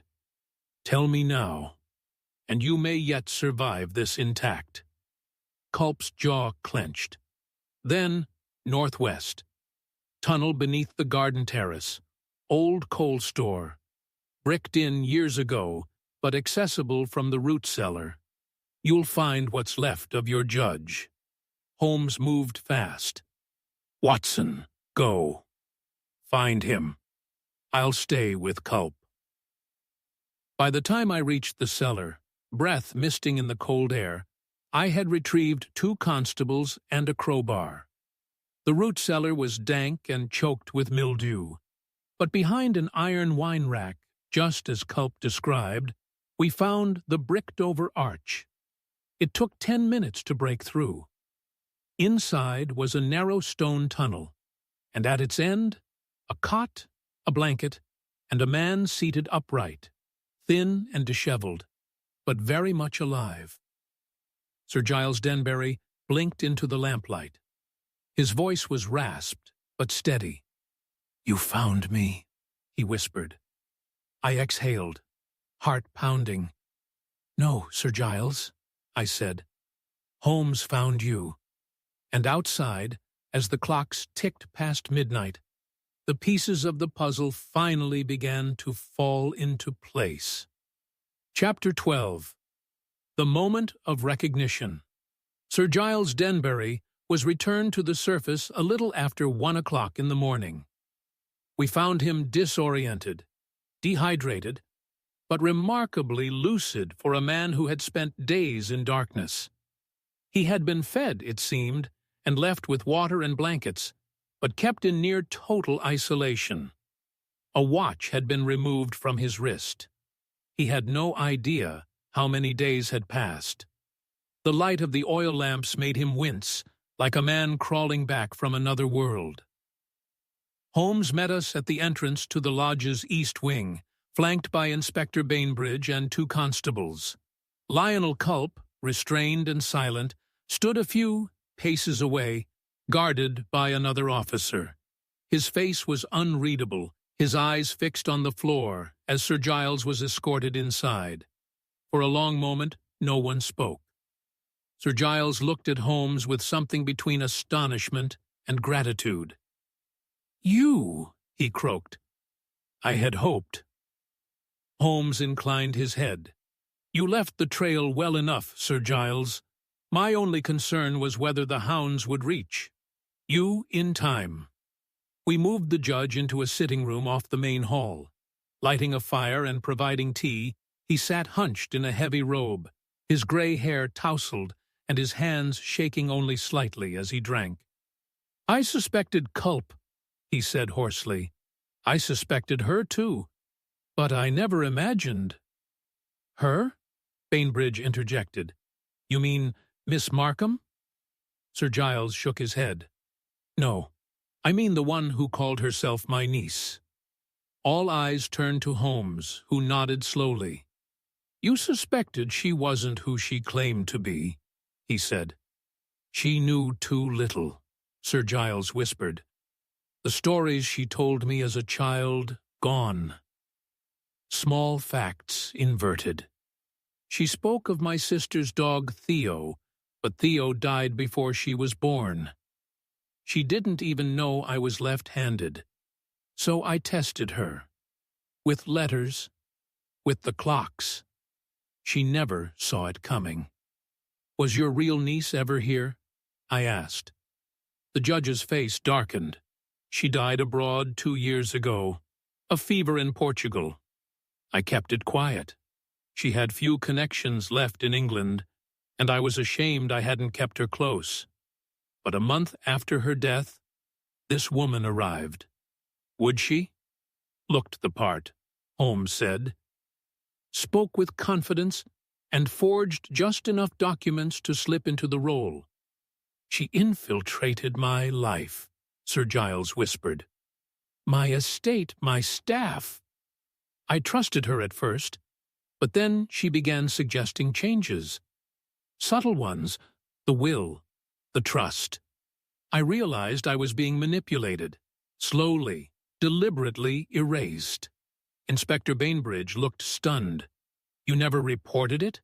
"I had no proof, only my instincts, so I laid a trap. I revised my will, sealed it, and waited." He paused, then added, "And I made sure they'd want me gone." Holmes turned toward the fireplace, his voice quiet and measured. "You realized someone wanted more than your death. They wanted your authority, your signature, your name, your silence." The judge nodded. "So I staged my disappearance. I left clues only someone observant could follow. I believed that you might come." Holmes turned to him. "You placed the brass key, the diary. You knew the clocks would confuse the rest, but not me." Sir Giles allowed himself a faint smile. "Not you." Outside the room, I followed Holmes into the corridor, while Bainbridge saw to Sir Giles's medical arrangements. The constables had taken Culp away to be processed. Holmes stood now by the stairwell, staring up toward the second floor. "We've recovered the judge," I said. "That's the end of it, isn't it?" Holmes did not answer immediately. "No," he said at last. "There is still one move left." I frowned. "You mean Eugenia?" "Whoever she truly is," Holmes said, "she remains at large. She is the thread that binds it all. The impersonation, the manipulation of the staff, and perhaps even the disappearances of Clara Markham and the maid." "You think they're still alive? If they were meant to die, they'd be dead already." "No, Clara knew something. Lillian saw something. They were moved, not removed." "To where?" Holmes tapped his temple. "That's the final piece. The architecture of this illusion was built by a master of psychology. Someone who understood trust, rhythm, timing. They built not just a crime, but a narrative. And now that the truth is surfacing, that narrative must collapse." He paused. "And if I were her, I would already be trying to vanish into it." Later that night, Holmes summoned all remaining household members to the dining room. Only a few were left. Mrs. Pembry, still wide-eyed and shaking. Hargrove, the beer butler, stone-faced. And a footman Holmes had only briefly questioned during the early days of the investigation. Holmes took his place at the head of the long oak table, the firelight catching the edge of his shadow. "This house," he began, "has operated for weeks under the illusion of stability. But behind that illusion has been a campaign, coordinated, precise, and ruthless. 3 people are missing. One man nearly died in a cell beneath the ground. Another is in custody for fraud and attempted conspiracy. And the one who remains in the shadows is watching. Perhaps, even now," his eyes swept the room. "There is one place we have not searched. One chamber that no servant has cleaned. One room that was left by all accounts untouched." I frowned. "The tower room?" Holmes nodded. "The northeast tower? Abandoned, since Sir Giles ceased using it. But I saw something in the diary. A single mention. She watches from above." He turned to Bainbridge. "Take your men. Surround it. We enter in 10 minutes. We ascended the narrow spiral staircase with you to our hearts pounding. At the top, the tower room's door loomed, its hinges rusted, its handle cold." Holmes gestured. 2 constables burst it open. Inside was a sparse chamber, bare walls, a small cot, and beside it, Clara Markham, bound, dazed, but alive, and kneeling. Beside her, face hidden beneath a shawl, was the woman who called herself Eugenia Denbury. She stood without protest, and as her shawl fell back, We saw not fear, but a strange, defiant calm in her eyes. Holmes spoke gently. You gambled on. The perfect lie.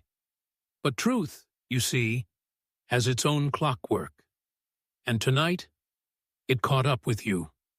And for the first time since the case began, the gears of the impossible crime began to turn backward, revealing not chaos, but calculated design. Chapter 13. The final attempt to escape. The woman who had called herself Eugenia Denbury was escorted from the tower in silence. There was no struggle, no plea for understanding, only the eerie composure of someone who had prepared for this moment and accepted. It is the cost of failure. Her shawl, now discarded on the stone floor, fluttered in the wind like the final page of a closed book. Holmes remained motionless as the constables led her past. He observed her with the same clinical detachment I'd seen him apply to crime. Scenes and strange footprints. Curious, alert, but never sentimental. She paused once at the landing, turning her head slightly. I never thought it would be you, she said, almost in admiration. But you were faster than I gave you credit for. Holmes's reply was quiet. And you were slower than I hoped. Then she was gone, descending the steps into the clutches of Scotland Yard. The next hour unfolded with an intensity I can Socotium only describe as surgical. Inspector Bainbridge oversaw the detainment of the woman, whose true name was eventually revealed as Eliza Trent, a con artist and former confidence schemer with a string of alias convictions in the North. Clara Markham was tended to immediately, weak but stable, and her own testimony, recorded just before dawn, confirmed what Holmes had suspected. She wasn't just impersonating Eugenia, Clara told us, her voice hoarse from days of captivity. She studied her, knew her handwriting, her voice, even the way she walked. She'd read all the judge's letters, even family ones. She asked me questions, casually, about the Denbury estate 6 months before she ever showed up here. I thought she was curious. I thought... She trailed off, ashamed. She had help, Holmes said gently. People like her always do. Culp? Clara asked. Among others, Holmes replied. Culp was the financier and the strategist, but Eliza Trent, Miss Denbury, was the public face, the voice of sympathy, the heir apparent, and the more trust she gained, the more influence she wielded. Bainbridge entered then, his face lined with exhaustion but faintly triumphant. She's talking, he said. Said she won't fight extradition. Gave us 2 names already, associates in Manchester, who helped forge her papers. And what of the others? I asked. The maid? Radley? Clara saw Lillian once, Bainbridge confirmed. Just before they moved her up to the tower, apparently Lillian overheard Trent and Culp arguing about an account book. Something the judge had hidden. They were planning to pin the whole thing on Mallory. Trent wanted her gone, said she was too soft. Radley helped smuggle her out through the root cellar. He vanished shortly after. Then he may yet live, Holmes said, almost to himself. Back at our Hampstead lodging, the gas lights burned low as Holmes finally removed his coat and allowed himself to collapse into his armchair. He stared into the dying embers of the fire, silent for a long time. It was always the timing, he murmured. Every lie they told was synchronized, each move precisely placed to follow the next. Until the pattern overwhelmed the truth, I sat across from him, too wired with adrenaline to rest. You always suspected her, didn't you, Eliza Trent? I suspected everyone, Holmes said, not without irony. But she was the only one who left no gaps, no slip, no contradiction, until the clock betrayed her. I thought back to those frozen timepieces, the illusion of the impossible hour. And Culp, I asked, will he speak? Eventually, Holmes said, "Men like him don't go to prison for loyalty. He'll trade what he knows for leniency." He sat up, stretching his legs. "But in truth, Watson, the case was never just about a missing judge or a stolen inheritance. It was about reality being rewritten, one fact at a time, one name, one will, one voice." He looked at me now, suddenly alert. "Do you remember the line in the diary?" he asked. "The one Sir Giles wrote before he vanished?" I nodded. "The clocks lie, but the truth does not tick." Holmes gave a thin smile, a warning not to trust appearances, and more importantly, not to trust consistency. Eliza Trent's greatest weapon was that she made herself seem unremarkable, familiar, predictable, and that was the disguise. "That was the illusion," he said. "The best forgeries aren't copies, they're routines. Behaviors so subtle, they slip beneath scrutiny." He leaned back, lacing his fingers together. "She nearly succeeded, Watson. If Sir Giles hadn't sensed the deception, if Clara hadn't been observant, if the maid hadn't spoken." "But you put it together," I said. "You always do." Holmes said nothing for a moment. Then I merely removed the false gears from the mechanism. He smiled faintly. "Time, after all, must move forward. At Callum Lodge." Dawn broke with a soft blush over Hampstead Heath. The manor, though still shrouded in unease, seemed lighter now, less burdened. Sir Giles, now resting in the upstairs chamber that once belonged to the impostor, requested solitude. "I must learn to live in my own house again," he told Bainbridge. As Holmes and I prepared to take our leave, Miss Clara Markham, wrapped in a shawl and pale as the sky, approached us at the door. "I don't know how to thank you, Mr. Holmes," she said quietly. Holmes tipped his hat. No need.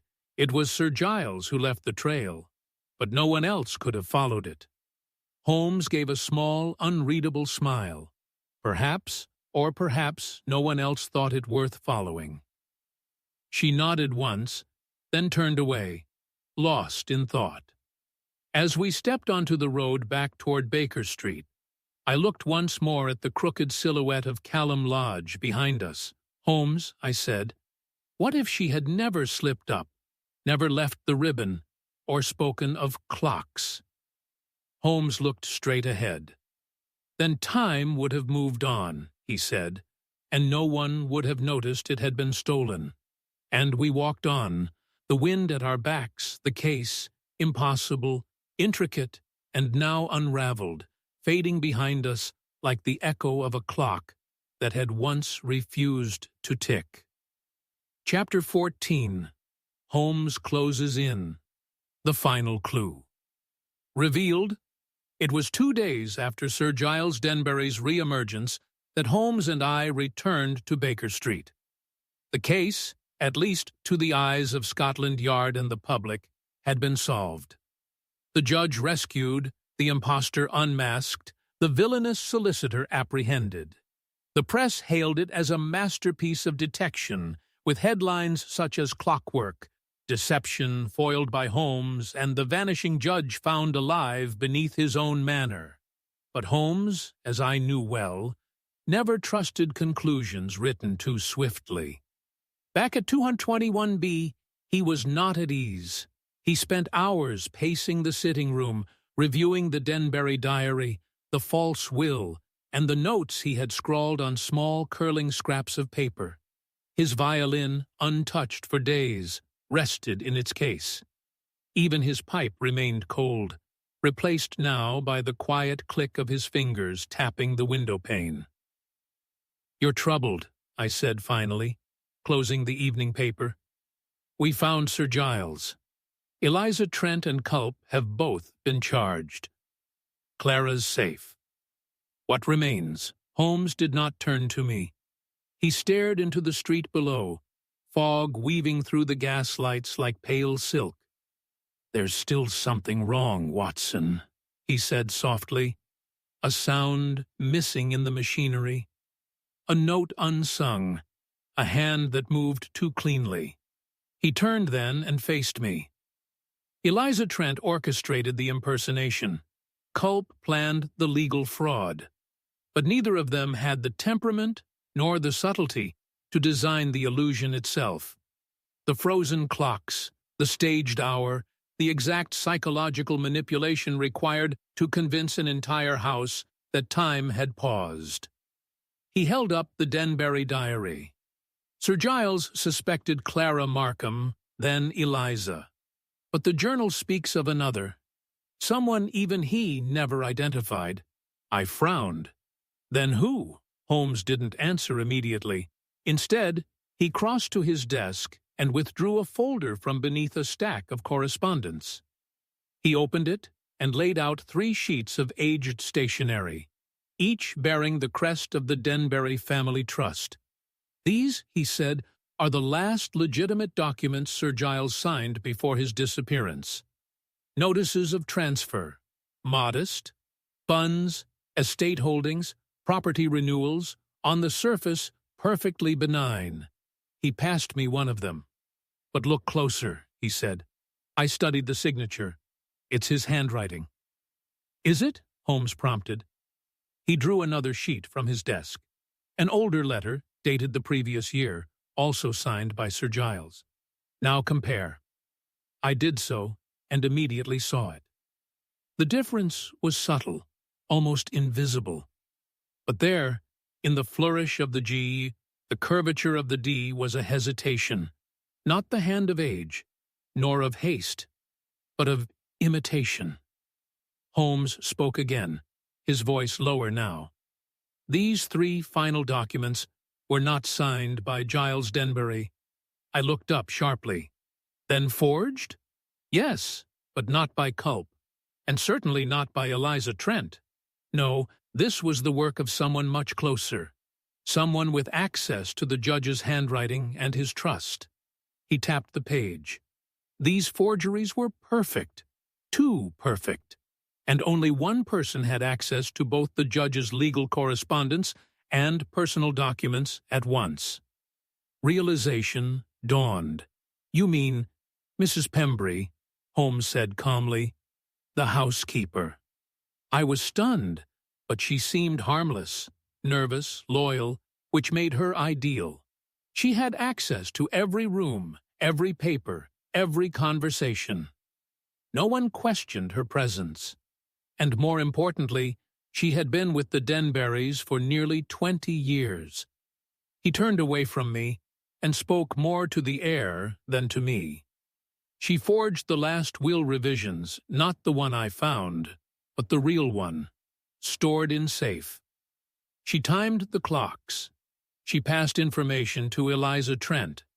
She was the one who altered the deliveries to disguise the timeline, and she likely disposed of Radley and Lillian or ensured their silence." I rose. "But why?" Holmes turned to face me fully now. "Because Mrs. Pembrey was more than a housekeeper. She was Giles Denbury's half-sister, illegitimate, unacknowledged, raised in poverty while her brother inherited privilege, title, and power." He walked slowly to the fireplace and rested a hand on the mantel. "She returned to Callum Lodge under a false name. Trusted. Invisible. And over time, she constructed the most delicate revenge I've yet encountered. Not by violence or greed, but by displacement. She didn't want to destroy Sir Giles. She wanted to become him." I sank into the armchair, astonished. "But how did you know?" Holmes smiled faintly.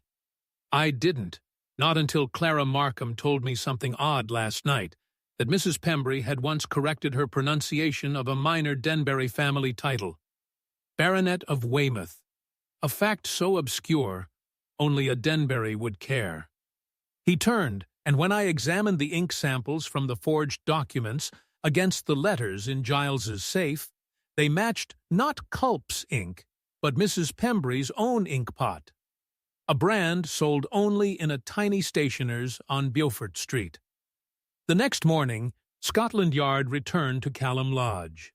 Under Holmes's instruction, they searched Mrs. Pembry's private quarters, where they found, hidden behind a false panel in her wardrobe, a box of letters from Giles's father to an unnamed mistress. Letters confirming the truth of her bloodline. They arrested her without incident. She did not weep nor deny. "I only wanted my share," she said as they took her away. "I only wanted what was owed." Holmes watched from the threshold, silent. That night, back at Baker Street, Holmes finally lit his pipe. "She was the invisible architect," he said, "the one even I almost missed." I looked at him with something close to awe. It was a masterwork of deception. He exhaled a cloud of smoke. "Yes, but as with all delicate machines, Watson, there's always one cog slightly out of rhythm. You only have to listen for it." And as the smoke drifted toward the ceiling, I realized the case of the missing. Our had not only been solved, it had, in the end, revealed more than it concealed. The truth had not just been about clocks or shadows or names. It had been about inheritance, identity, the quiet, patient fury of those denied a place in history. Holmes tapped out the ashes of his pipe and whispered, "Even time must yield to truth." Chapter 15. The Final Gathering. It was a mist-veiled afternoon in late October when we returned once more to Callum Lodge, not as investigators this time, but as orchestrators of the final reckoning. Holmes had requested a formal gathering of every key figure involved in the case, insisting that all truths, however bitter, be unveiled in one decisive stroke. There must be no unanswered questions, he had said that morning, his voice clipped with precision. A crime like this thrives in ambiguity. We will kill it with clarity. Sir Giles, though still recovering, agreed. The drawing room was prepared, chairs arranged in a semicircle before the fireplace. A decanter of sherry stood untouched on the sideboard. The grandfather clock in the hall ticked steadily now, no longer subject to manipulation. Its rhythm, a fitting reminder that time at last had resumed its course. Those summoned entered, in staggered silence. Clara Markham arrived first, pale but composed, her bruised pride masked behind a veil of calm defiance. Next came Inspector Bainbridge, his notebook in hand, eyes sharp with curiosity rather than disbelief now. Then the remaining staff. Hargrove, the butler, stone-faced as ever. Lillian, found just the night before hiding in a tavern cellar in Camden, still visibly shaken but safe. And lastly, a heavily guarded Eliza Trent, flanked by 2 constables, her expression unreadable. And seated already at the head of the room, beneath the portrait of his late father, was Sir Giles Denbury. He looked thinner than before, but there was a new steadiness to him, no longer the haunted man of the hidden chamber, but a judge preparing for his final verdict. Holmes stood before the hearth, hands clasped behind his back. I took my usual place by the cabinet, pen in hand, as I had done so many times before. He began without preamble. "You are here," Holmes said, "because each of you played a role, whether knowingly or not. In a deception so carefully constructed, it nearly succeeded in rewriting a man's life, identity, and legacy." He turned to Eliza Trent. "Let us start with the surface, the impersonation." Miss Trent posed as Eugenia Denbury, fabricating documentation, adopting mannerisms, even weaving false memories to seduce the household into compliance. But her greatest trick was not performance, it was invisibility. She made herself acceptable, expected. Eliza said nothing, her gaze fixed on the floor. But she was not the mind behind the scheme, Holmes continued. She was the mask. The hand behind her supplying knowledge, crafting the illusion, was Mr. Lionel Culp. Through legal manipulation, quiet document revisions, and control of the trust, he positioned Miss Trent to inherit everything. Should Sir Giles be declared lost, incapacitated, or conveniently missing, Inspector Bainbridge scribbled a note. Culp was clever, Holmes said, pacing slowly, but he underestimated one thing, Sir Giles himself. The judge recognized the deception. He saw through the mask. And so, rather than fight it directly, he laid a trap. He disappeared on purpose, staging the vanishing hour with his own sleight of hand. Sir Giles inclined his head solemnly. "I had to know," he said, "who would come to save me, and who would benefit from my silence." Holmes turned then slowly to the final piece in the circle. "Which brings us," he said, voice low, "to Mrs. Pembrey." There was a collective intake of breath as the housekeeper, quietly escorted into the room moments earlier by Bainbridge's men, looked up, her face still calm, almost resigned. "You, though, were more than a conspirator," Holmes said. "You were the architect, the one who knew where to look, what to copy. You forged the judge's signature. You tampered with the clocks. You passed notes to Culp and Trent, coordinating from within. And why? Because you were not just a servant in this house. You were its blood." A murmur stirred among the others. Holmes stepped toward the fireplace. Half-sister? Unacknowledged, hidden for a lifetime. And yet, you waited, not to destroy Sir Giles, but to surpass him, to become the quiet force behind his legacy. Your goal was never murder. It was erasure, replacement.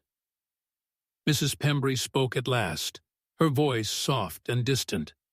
"He left me nothing, not a word, not a name. I scrubbed the same floors he walked on. I ironed the letters he never sent." Holmes nodded. "And in return, you engineered his absence, not with violence, but precision, timing, trust. That is why you were so nearly successful." He paused, letting the room settle. "But in the end," Holmes said, "every illusion fractures. The ribbon you left behind, the misaligned ink, the inconsistency in your knowledge of family history. You failed because, like all illusionists, you forgot the audience might think." Sir Giles stood now, slowly. "My life will not be rewritten," he said. "My silence ends here. You will all stand before a court of law.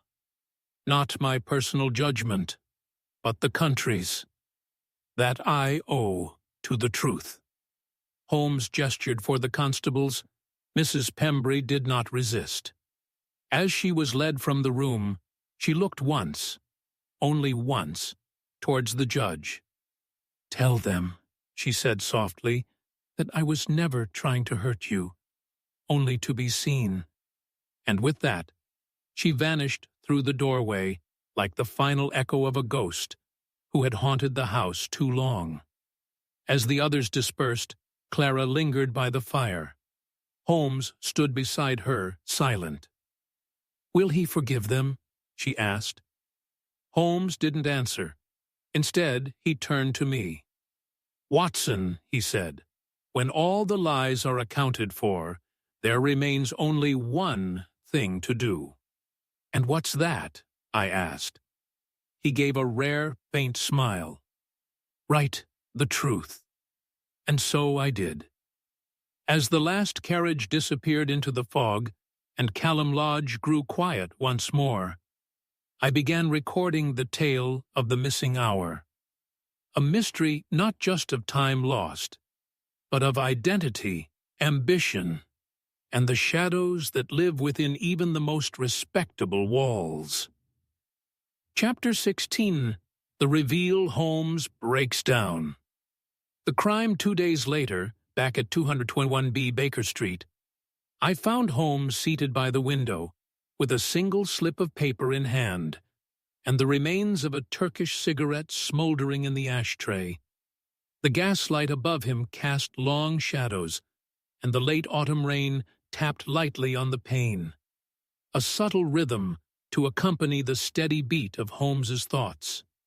He glanced up as I entered, then wordlessly passed me the page.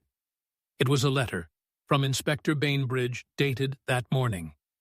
Eliza Trent has confessed to her part in the impersonation, and Lionel Culp continues to provide statements implicating Mrs. Pembry in the full orchestration of the conspiracy. The constables have located Radley hiding on the coast near Whitstable. He claims he was threatened into cooperation, but fled once he saw the plan unravel. No sign yet of Mallory, but his role appears peripheral.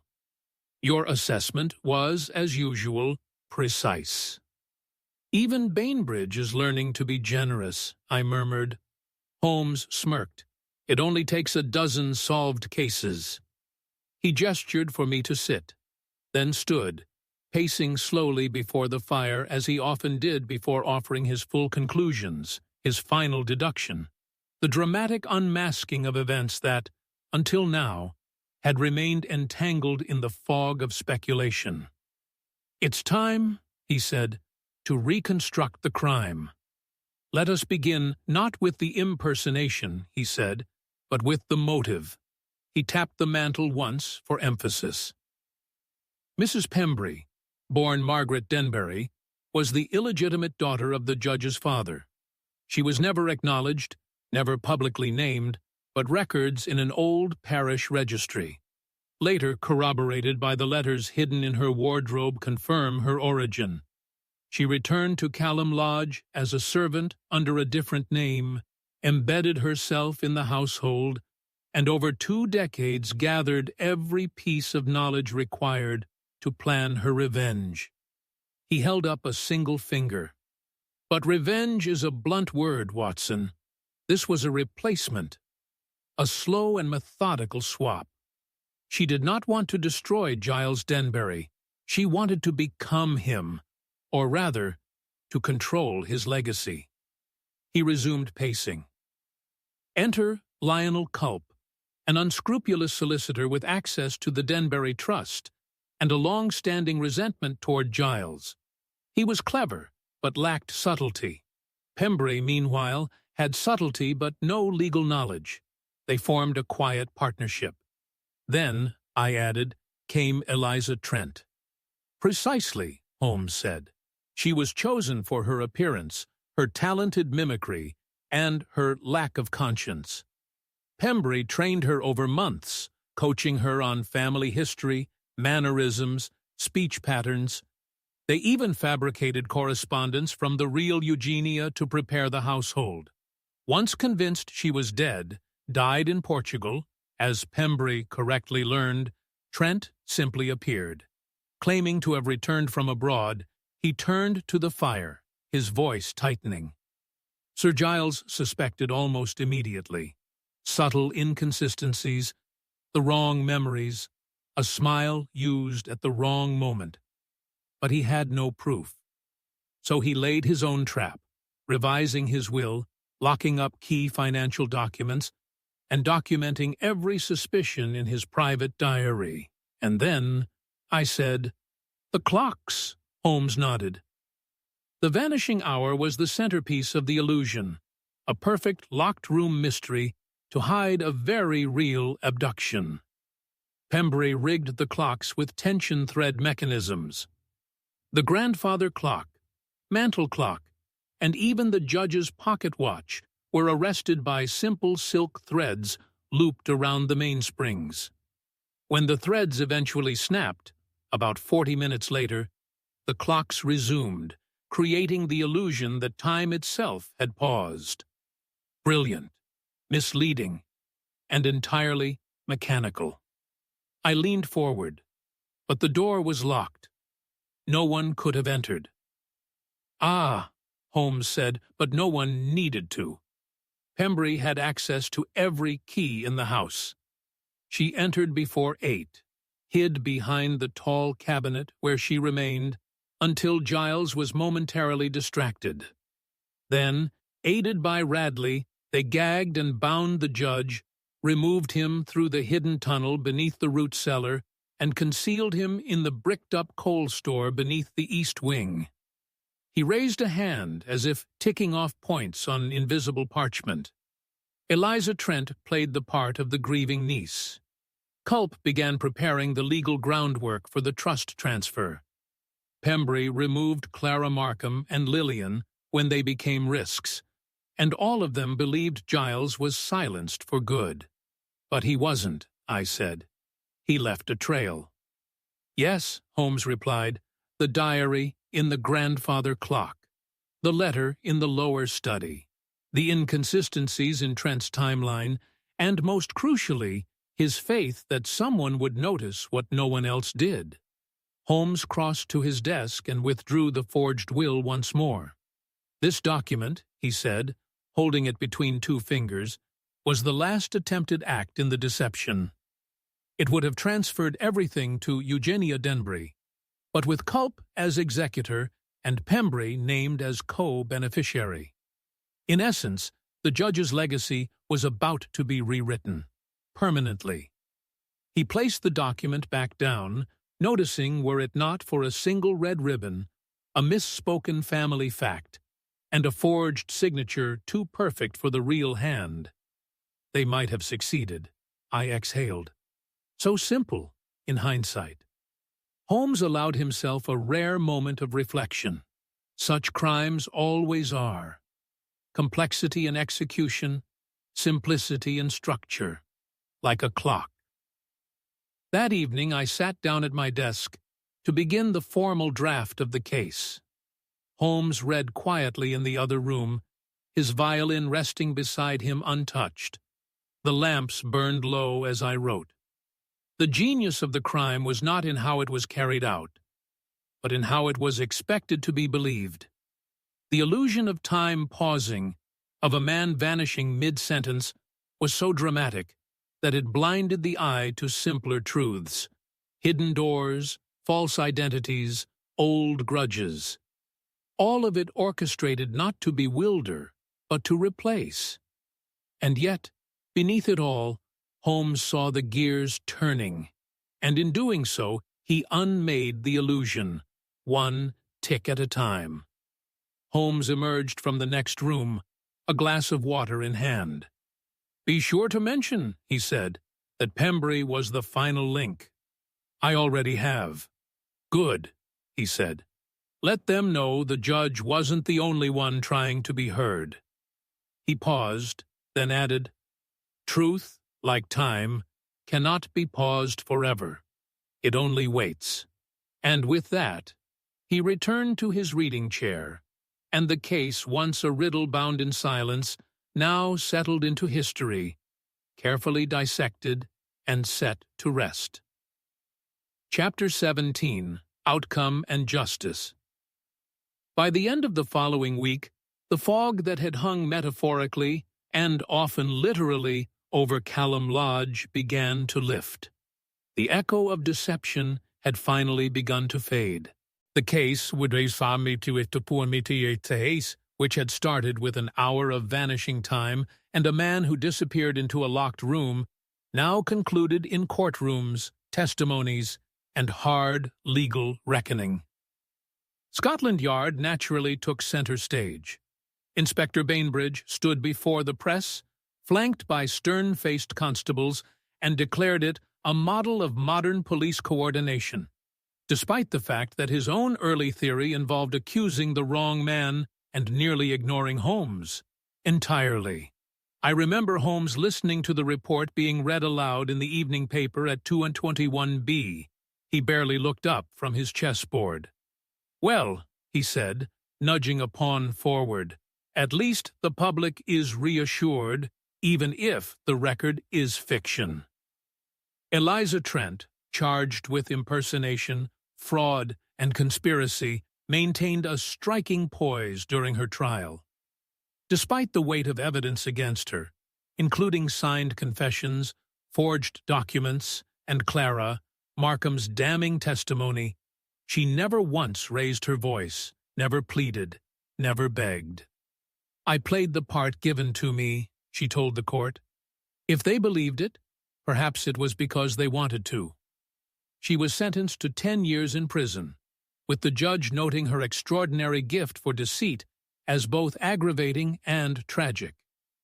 Lionel Culp, meanwhile, folded like paper in a storm. Once he realized Holmes had uncovered the depth of his involvement, he quickly agreed to a full confession in exchange for a reduced sentence. His calm facade unraveled in court. He named names, detailed transactions, revealed how the documents were forged, how the trust was being siphoned into shell accounts, and how Pembry had fed him access from within the house. He received 5 years spared harsher punishment only because of the magnitude of his cooperation and the clarity it brought to the record. Margaret Pembry, born Denbury, was the most silent of them all. She neither wept nor protested. She offered no defense, but neither did she admit guilt. When asked if she regretted anything, she responded only, "I regret being born on the wrong side of the threshold." Holmes observed her testimony from the gallery without comment. Later, he said, "She was not evil, Watson, merely erased for too long, and determined not to remain so. She was found guilty of conspiracy, falsification of legal documents, and unlawful imprisonment, and sentenced to 12 years. Her final statement was read without emotion. Radley, the gardener, turned state's witness. It was revealed that he had been manipulated into aiding in Sir Giles's disappearance under the threat of being framed for theft.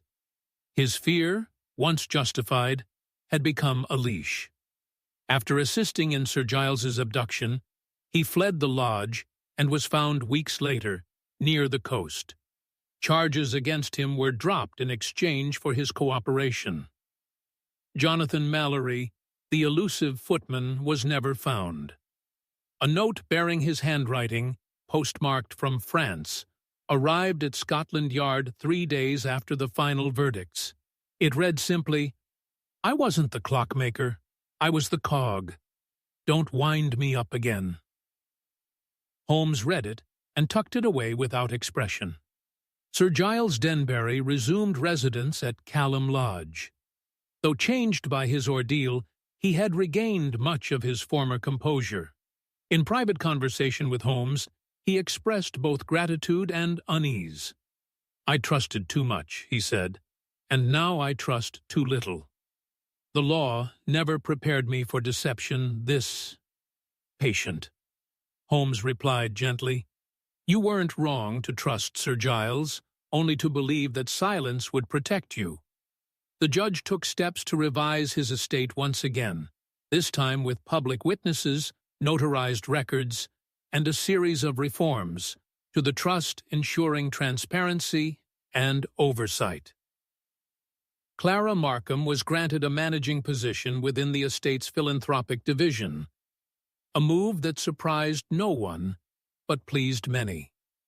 Holmes declined any official reward. Sir Giles attempted twice to offer him a personal stipend. The second time, Holmes simply replied, "You've given me more than most clients, Sir Giles. You let me listen to time misbehave." Back in London, life returned to rhythm. The Baker Street rooms were filled once more with telegrams, clients, chemical fumes, and the occasional screech of Holmes's violin, yet something about this case lingered longer than most. Perhaps it was the subtlety of it, the quiet crime executed not with blood, but with memory and trust.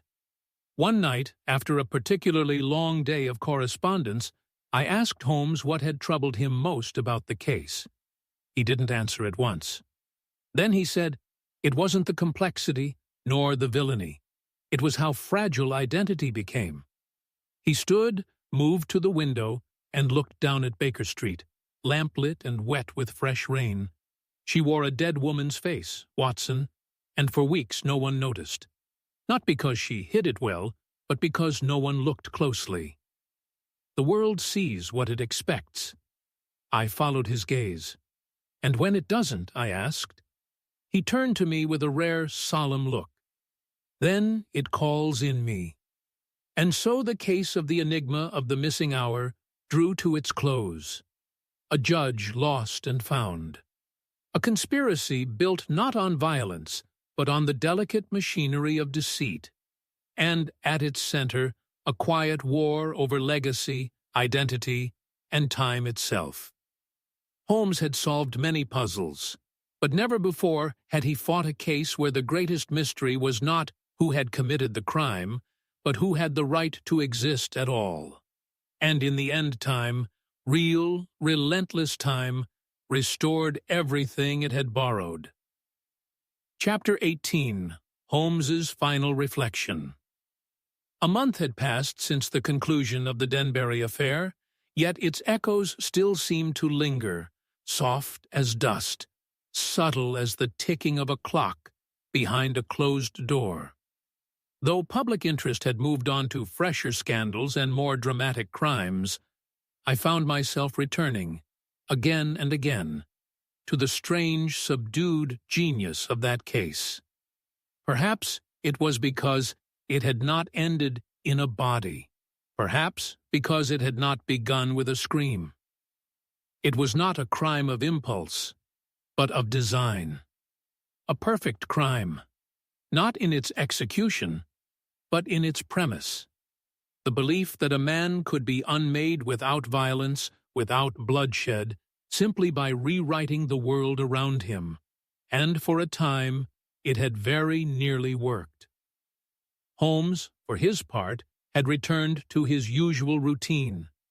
Early mornings with the microscope, afternoons with the violin, and evenings filled with erratic experiments and unnerving conversations about poisons or rare botanical compounds. But I knew he hadn't forgotten. Not really.